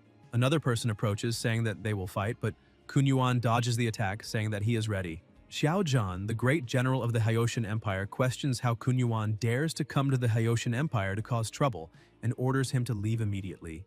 Wenruhi asks whether Zhan, the great general of the Hyoshan Empire, would be enough to stop him, but the elders of the other sects also help attack him. Wenruhi says that apparently there are always flies around delicious food, but with a single strike he attacks the three of them, defeating the two elders. He asks Zhan whether he really thinks those idiotic lunatics can stop him, because they are completely mistaken. While the battle between them was going on, the protagonist and his group were only watching. Zhongwu asks whether they are going to act, but the protagonist tells them to wait a little longer. He notices that Wenruhe is currently at the triple strength of the Emperor realm, and asks Miaoling whether he is the Emperor of Kunyuan. She says no, and explains that that man is the brother of the great Emperor of Kunyuan who attacked her. The protagonist becomes irritated when he sees that he is the brother of the enemy who injured one of his disciples. Zhongwu is frightened to see that his master's aura has changed again. Zhan and Wenruhe were still arguing and fighting to see who would get the dragon vein. Zhan tells Wenruhe that he has always committed evil acts and, because of that, his end will be there. But Wenruhe remains confident, saying that Zhan is overestimating himself. Wenruhe attacks using his skill, sweeping away 1,000 armies. Zhan realizes that this is not good at all and the attack hits him, causing a huge explosion. He looks behind and sees that the Azure Dragon Vein has finally appeared. That is the Dragon Vein Crystal. The elder who was injured asks his companion to help him try to seize the Dragon Vein, but his companion says that there is no chance of that happening because they were already injured. Qintian gives the order and Zhongwu charges forward with a devastating attack. Wenruhe notices that another rat has appeared. The impact of the two of their attacks causes a massive explosion. Wenruhe manages to defend himself and asks who is attacking him, but Zhongwu merely says that he will be eliminated in the protagonist's name. Wenruhe gets irritated, asking how a mere rat dares to ruin his plans, because apparently he is seeking death. Wenruhe concentrates to use his ultimate art, 100 meteors. Zhongwu manages to cut apart all the attacks that were coming in his direction, however. When he looks upward, he realizes that several other meteor fragments were coming toward him, and thinks that this really is incredible. Even so, he continues destroying everyone he can. Wenruhe points out that no matter how powerful his opponent is, as long as they cannot get close, they will not stand a chance. He continues sending meteors, causing explosions everywhere, until, after hundreds of meteors, Zhongwu can no longer defend himself, as his body is injured and completely exhausted. He thinks that this was already expected from a veteran emperor because those continuous attacks are basically impossible to defend against. But Zhan returns to the fight, shouting that he is there to help. The two begin fighting again, and Zhongwu takes advantage of the situation to attack together with him, pressuring Wenruhe, who cannot get close to the Dragon Vein. The protagonist picks up his pan, saying that now it is their turn to act. He explains his plan, saying that the fight is happening at the dragon's head, so they need to go to the tail of the vein. They climb onto the pan and begin heading toward the dragon's tail. Xiao Ru is impressed when she sees that the dragon vein was really emerging from inside that cave. The elders were also fighting among themselves to see who would obtain the dragon vein until one of them notices that someone is approaching the dragon vein. One of the elders lowers his guard, and that is enough for him to be struck. The elder who wins the fight says that he had already warned that the battle was decided. One elder looks at the protagonist and his disciples, saying that they are just little brats below the Emperor realm, so they could stay there all day and still would not be able to seal the dragon vein. The protagonist simply looks at him and says that those words only make him even more despicable. A short time later, they arrive at the cave where the tail of the dragon vein was emerging. He asks Miao Ling to stand guard at the entrance of the cave. He approaches the origin of the dragon vein and opens the system to seal it, and an absurd amount of energy begins to gather in that place. Qin Tian manages to absorb all the energy from the dragon vein that was there. Wen Ruhei, who is fighting Zhongwu, notices that the dragon vein has disappeared, and the others also cannot believe that the vein has been sealed. The protagonist manages to absorb all the energy, and the system says that the mission in the mortal realm has been completed. The supreme, profound fire furnace of the 9 heavens, supreme emperor grade, the heavenly god hammer, emperor grade, the supreme secret art, and the demonic sound corpse control technique. All of these were the rewards the protagonist had received. Qin Tian smiles, saying that this feeling is very familiar to him, and now Grandpa Qin is back. He gathers an absurd amount of energy around him and leaps, heading straight toward Wenruhe. He uses the heart sword art, one strike split in two. Wenruhe manages to block the attack, but his weapon is destroyed. He cannot believe it, since his Yuan Dragon Spear is a high-grade emperor weapon. Zhongwu shouts that they need to beat the dog while it is down and uses the Zong clan's Samsara Slash. Xiaozhan agrees and also charges in with everything he has. Wenruhe manages to dodge one of the attacks and uses his shield to block Zhongwu's strike. However, he is thrown far away. He gets up angrily, asking if the others want to see him dead, because if that is the case, then they will all die together. He activates one of his talismans and appears behind the protagonist. Xiaozhan shouts that it is an ancestral talisman of the 9 divine thunders from the Kunyuan Empire. Zhongwu shouts for his master to run quickly, because the power of that talisman is even more terrifying than a full power attack from an expert at the peak of the Emperor realm. Qin Tian remains calm and says it is useless because that talisman is already locked onto him, so no matter where he runs, he will not be able to escape. Therefore, the only way is to eliminate Wenruhe before the talisman is activated. He charges in with everything he has and lands a fatal blow on his opponent. But Wenruhe starts laughing, saying it is already too late. A large amount of electric energy forms in the sky and strikes the protagonist, causing a huge explosion and leaving his disciples worried. The two of them go to their master, and Miao Ling asks if he is okay. The protagonist is so badly injured that she becomes worried, telling her master not to get hurt because he cannot do that to her. She takes one of her pills and tosses it to the protagonist while her tears drip onto his face. Qin Tian says that it is very salty. He raises his hand and touches her face. Miao Ling, who was crying her heart out, asks if he is okay, and the protagonist calls her an idiot and asks why she's crying so much. He emphasizes that she can stop crying because he is already perfectly fine. Xiao Ru also approaches and shouts her master's name, asking how he is feeling and whether he is already okay. The protagonist starts getting up and says that he is fine, telling them that they are worrying over nothing. He holds his sword and looks at his opponent lying on the ground. He thinks that, fortunately, the eternal, immortal body helped him withstand most of the damage. Otherwise, he really would have been eliminated there. He gets up, calls her to go, and tells them to consider this very interesting. Then he stretches his hand out to his disciple, saying that it will not be long before he takes her on a trip to the Kunyuan Empire. Miao Ling looks at her master's hand, keeps crying, and holds his hand. Qin Tian goes straight into his ascension, and his two disciples watch it. Xiao Ru points out that her master is gravely injured, and questions whether it is really okay for him to undergo the Emperor Tribulation at that moment. But Miao Ling just stays silent, watching what will happen to her master. Qing Qing appears behind her, saying that she really went to the Hoshin Empire without even telling her, and that if it had not been for General Xiao, she would not have known that Miao Ling was there. Miao Ling asks what Qing Ting is doing there. Qing Qing says that she missed her. Xiao Zhan apologizes and says that the protagonist is about to undergo the Emperor Tribulation there, and he was very worried, so he reported what was happening. Empress Zhuan appears there, saying that this is insolent and questions how a princess of a nation can be so rude. Qing Ting tells her mother that it is fine, since Miao Ling is not just anyone. Zhuan scolds her daughter, saying that she seems to never grow up, and tells Miao Ling not to mind it. Qing Qing keeps joking and tells her mother that she will introduce her, saying that she is the empress named Zhuan. The Empress points out that her daughter had already talked about Miao Ling before. Miao Ling shows respect and greets the Empress. Qingting tells Miao Ling that she's being far too polite, since the general has not even greeted them. Xiao Zhan becomes worried and apologizes to both the Empress and the Princess. Suddenly, a very powerful bolt of lightning appears in the sky, followed by a deafening roar. The Empress says that it is already beginning. However, she thinks that this lightning tribulation is unusual. It is not like a normal Emperor Realm tribulation. Miao Ling becomes a little worried and wonders what could be happening.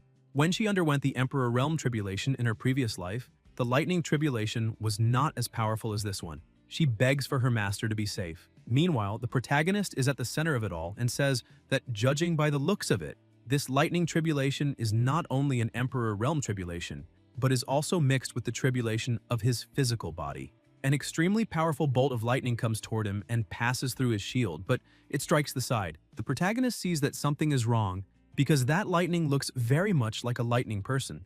And sure enough, as soon as the lightning disperses, a humanoid form appears in the middle of all that energy.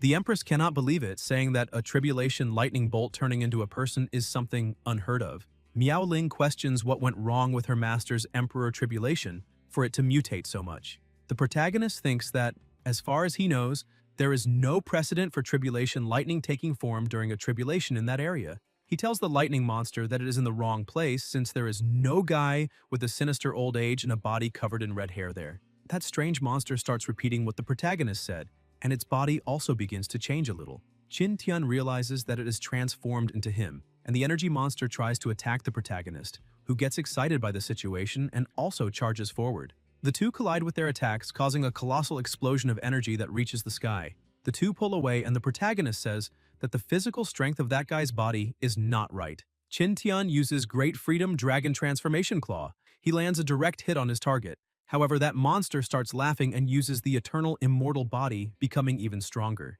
Qin Tian realizes that this is really happening, because that guy is the product of the Emperor Tribulation and the physical body tribulation combined. The copy launches a dragon attack at the protagonist, but Qin Tian just keeps laughing, saying that he would really like to see how he can defeat his own copy. He continues using the Art of Liberation, creating an even larger monster. With the monster's attack, he manages to defeat the dragon, but his copy continues attacking. It uses Lightning Tribulation, Great Peng Bird, Flying Feathers, which fill the sky. With that bird, the protagonist monster is defeated, but he once again creates a monster in the shape of a whale and destroys the Peng Bird. The copy is impressed by that monstrous strength. The protagonist continues using his whale and attacks his copy, causing massive destruction in that place. The power of the attack is so great that even the people watching from far away are affected. Xiao Ru shouts that this is not good, because the tribulation platform is about to collapse. But the princess says that it will not, because the Empire's tribulation platform is extremely sturdy and maintained by a great amount of spiritual energy. This is to allow those undergoing tribulations to do so with peace of mind. Even though that platform is so powerful and resistant, the attacks are already causing small damage to the structure.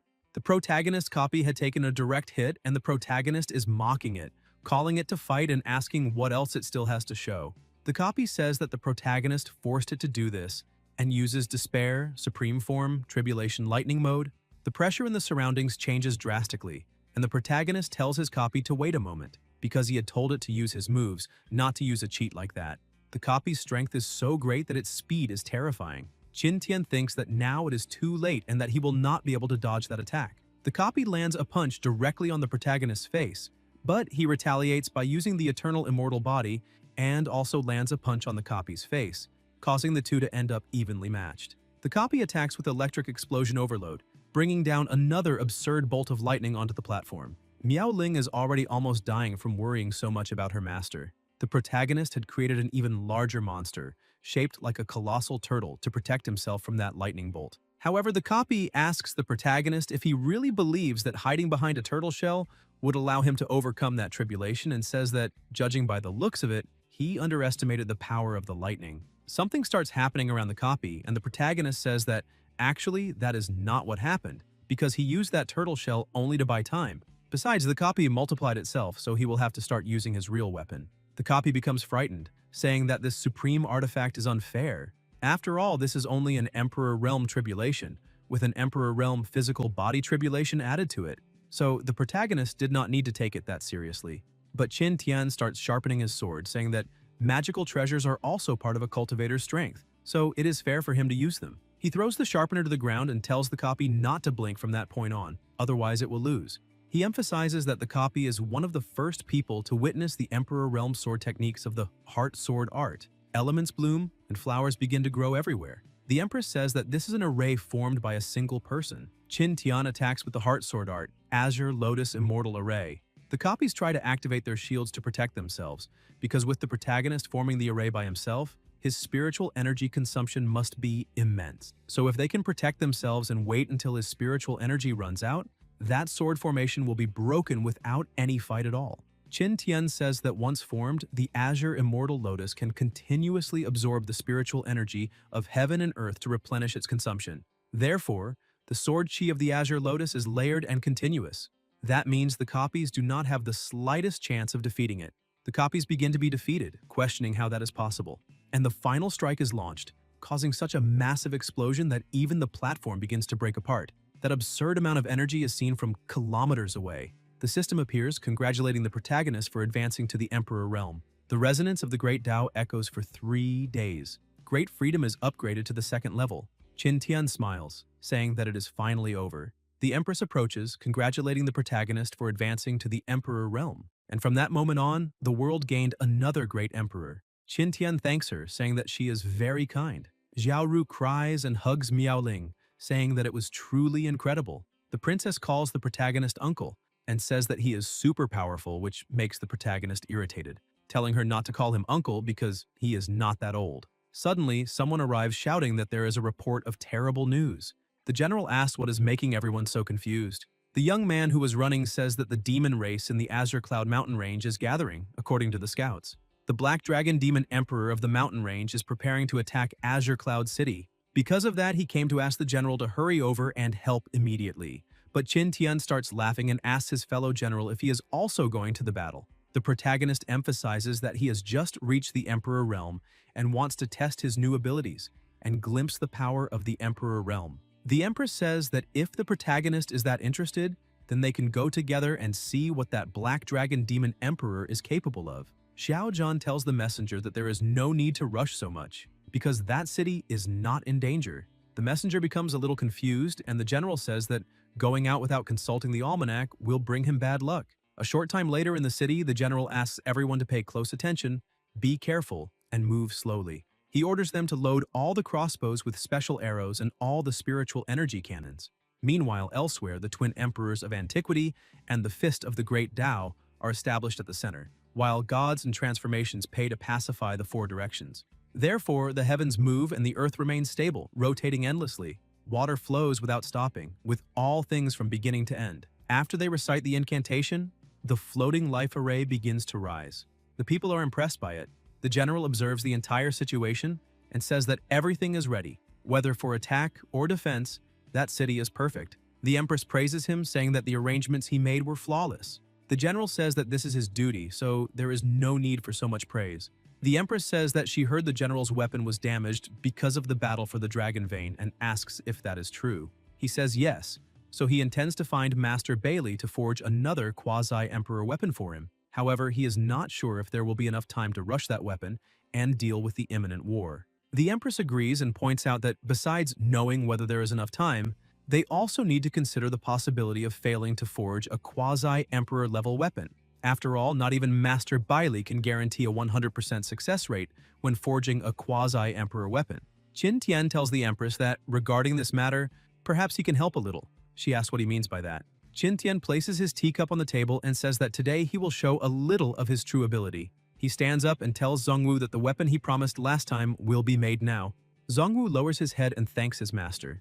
The princess asks Miao Ling if uncle knows how to forge weapons. She says that her master not only forges weapons, but the weapons he forges are also extraordinary. The princess becomes even more impressed, seeing that he really is very powerful since there is nothing he cannot do. In the courtyard of the painting studio, Qin Tian gathers all his energy and picks up a hammer, telling everyone to watch his 10,000-layer heavenly hammer technique. Xiao Zhan asks the princess if he's going crazy, or if that forging hammer is actually an ultimate emperor-level weapon. The princess, also impressed, says that he is not going crazy because she can see it too. Zhuan interrupts the two, saying that this is not the point. and that the protagonist seems to be forging an emperor-level weapon. A short time later, the protagonist finishes his work and raises his new weapon, saying that it is not bad at all and that it looks better on the outside, but he will call it Zongguasaber. Qingqing asks her mother if that really is an emperor-level weapon. She says yes, and Zhaozhan says that it is very good, calling the protagonist a great master.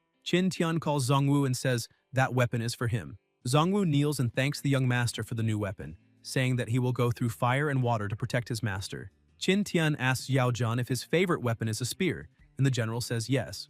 The princess takes the opportunity and starts begging the protagonist, saying that she also wants one. He says that there is no problem because everyone can receive a weapon. Time passes, and the protagonist continues forging his weapons. 9 days later, he finally finishes his work. He manages to make a sword and a spear with terrifying power. The princess holds her sword, asking why her sword is called Fluffy Pink Bunny, and the general's weapon is called Lucky. The general agrees, saying that those names are a little strange. Qin Tian laughs and says that this is because no one can endure the shame of being killed by Fluffy Pink Bunny, and historically the spear has 22 luckies.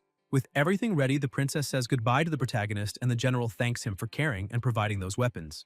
Qin Tian says that it is fine and asks the two of them to visit him when they have free time. Miao Ling appears with a coat, calling her master inside because it is very cold outside. She puts the coat on him and says that he is working hard again right after recovering and that he must not catch a cold.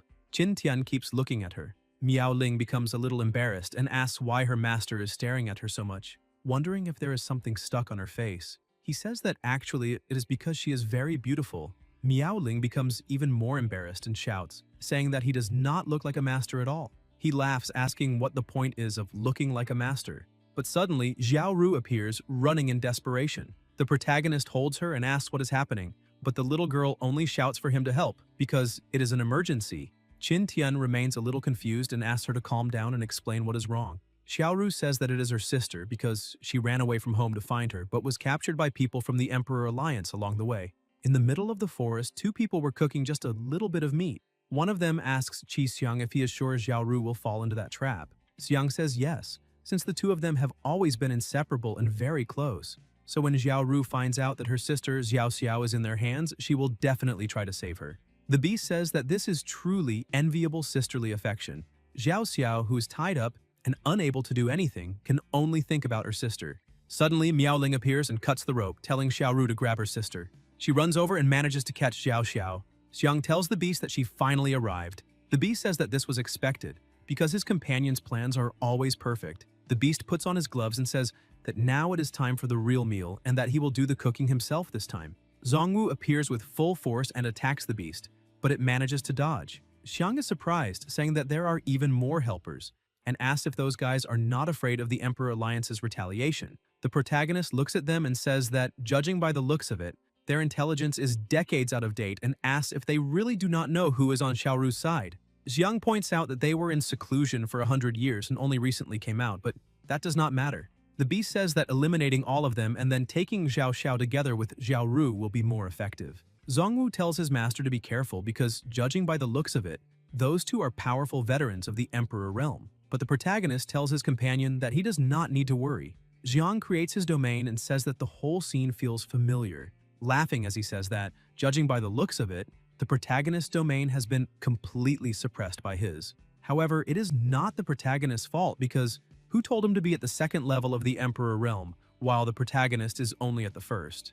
Xiang starts using his moves, but the protagonist only creates a shield around his own body, saying that this is just another domain and is very boring. Qin Tian asks Xiang if he has ever considered that maybe the protagonist finds him too weak and because of that is not using his own domain. Xiang laughs, saying that this is nothing but nonsense, because no matter how strong the protagonist's defenses are, they are useless inside his infinite domain. Qin Tian says that this may be true or it may be false, but he will find out soon. Xiang holds a black sphere between his fingers, telling the protagonist to go straight to hell and uses infinite chess pieces, causing several attacks at the same time. But none of the attacks manage to hit the protagonist's body. Qin Tian says that his opponent's own laws of transformation are nothing more than useless things. He uses the eternal immortal body and the sword of life and death, the power of the negative trinity, creating a huge black sword 40 meters long. Xiang understands the true abyss between the two of them and questions what kind of immense power that is. the protagonist uses his final move, Split in Two. His attack is so powerful that it destroys the entire domain, causing a huge explosion and frightening the people outside. Qin Tian returns as if nothing happened and laughs, saying that one is already gone and now he needs to play a little more. Meanwhile, Zhongwu is fighting the beast. The beast keeps attacking, saying that the old swordsman is very good and that fighting him makes its blood boil.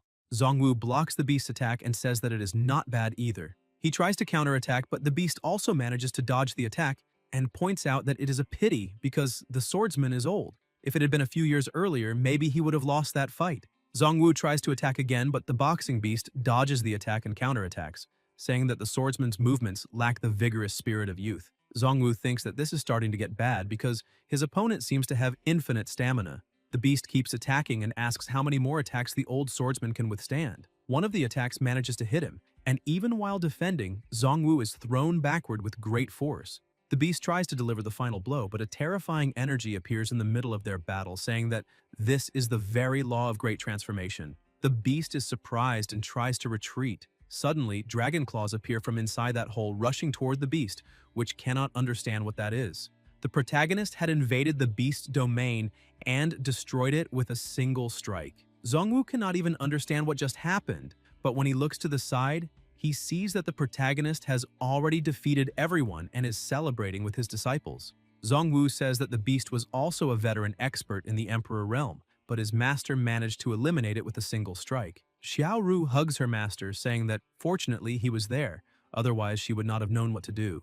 Qin Tian tells her that everything is fine now because both assassins were turned to ashes by him. Xiaoru agrees and says that she had forgotten to introduce her sister, named Bai Xiaoxiao. Xiao Xiao stares at the two of them hugging and asks her sister if the protagonist is her brother-in-law. Xiao Xiao turns around and starts crying, thinking that this is too shocking because her proud older sister, the Empress of Qingqiu, who always has her head in the clouds, is actually hugging a man. Xiaoru pushes the protagonist away and tries to tell her sister to wait a moment because it is not what she is thinking. Xiao Xiao points out that she needs to go back and tell everyone this good news. Xiaoru keeps arguing with her sister, telling her not to talk nonsense, because the protagonist is not her brother-in-law. Xiao Xiao, who is crying from emotion, asks who he is, since he is not her brother-in-law. Xiaoru prepares to explain, but thinks that she cannot say that the relationship she has with the protagonist is that of master and servant, because if that gets out, how will she face her younger sister? She falls into despair, wondering what she should say to her sister. The next day at the protagonist's studio, Miao Ling says that she is going to take Xiao Xiao out to play for a while. Qin Tian says that it is fine and asks them to come back early. Zhongwu goes to his master and says that there are many people of unknown origin in that city, asking if Qin Tian needs him to protect them in secret. Qin Tian says that there is no need, because those people are only walking around the city, so they will be fine. Besides, he gave that to Miao Ling. A short time later, in the middle of the city, Xiao Xiao is impressed by the things around her, asking what that is. The vendor says that it is his shop's specialty, mighty wine, and that if she drinks that wine, he guarantees that she will be able to break the bedboards, saying that it is truly incredible. Xiao Xiao is impressed, saying that it really is incredible, and tells her older sister that she wants to buy it. But Xiaoru scolds her sister, saying that children cannot drink alcohol and offers her sweets when they return. But Xiao Xiao sulks, thinking that she does not want sweets. Miao Ling is distracted, looking to the side. Xiaoru notices this and asks what is wrong. Miao Ling explains that it is nothing because she just saw an acquaintance. She asks Xiaoru to take her sister to play for a while because she will be right back. She follows the acquaintance into the middle of the forest. The man notices this and stops, saying that this is far enough because he has already realized that she followed him there. He is Shui Kuang, the son of the ancestor of the blood domain. Miao Ling comes a little closer, and Kuang asks who exactly she is. Miao Ling introduces herself, saying that she is the person who will eliminate him, because today she will take his life as payment. She draws her sword, and Kuang says that since she will not say who she is, he will have to interrogate her properly once he captures her. The two begin to fight and collide with their attacks, showing that both of them have absurd power. The surrounding trees begin to be uprooted because of the pressure and the blows from the two of them. Miao Ling continues attacking, and Kuang realizes that she used her domain. Suddenly, he begins to be hit by countless attacks. Kuang thinks that this is not right because that is actually not a domain, but a domain simulated by sword intent. If this continues, he will have no way out and will be eliminated, so he needs to ask for help. He shouts for his father to help him, and suddenly a huge explosion happens. A shield is created around Kuang, and the spirit asks who she is and how she dares to try to eliminate his son. Miao Ling is surprised, thinking that although it is only a spiritual body, she knows that guy because he is one of her 3 enemies, the ancestor of the blood domain. Kwang smiles and tells his father to help him capture that woman, because he would very much like to have fun with her later. His father says that this woman is indeed quite a promising beauty, and that he will do as his son wishes. Miao Ling starts laughing and asks if they really think they have already won. She snaps her fingers and orders him to hold back the ancestor of the blood domain for her. Wenrui appears and attacks the two from behind, causing a huge explosion against the barrier. As soon as the barrier breaks, he continues attacking, and the ancestor needs to dodge. The ancestor asks why immortal Wenrui is doing this, but Wenrui does not answer anything and only keeps staring at him with blood-red eyes. Sometime earlier, during Qin Tian's fight against Wenruhe, as soon as he stood up, Miao Ling asked her master what they should do with Wenruhe's corpse. The protagonist explained to her that he had a special use for it. The demonic sound corpse control technique uses demonic sounds to control corpses. Corpses up to the supreme level can be controlled, and each level increases the number of controlled corpses by 1. Returning to the present, Miao Ling continues attacking Kwang. The ancestor realizes that this is very bad because his son is in danger, but he cannot advance to help. Guys, if you enjoyed the video, leave a like, comment, and subscribe to the channel so you don't miss new content. Thank you.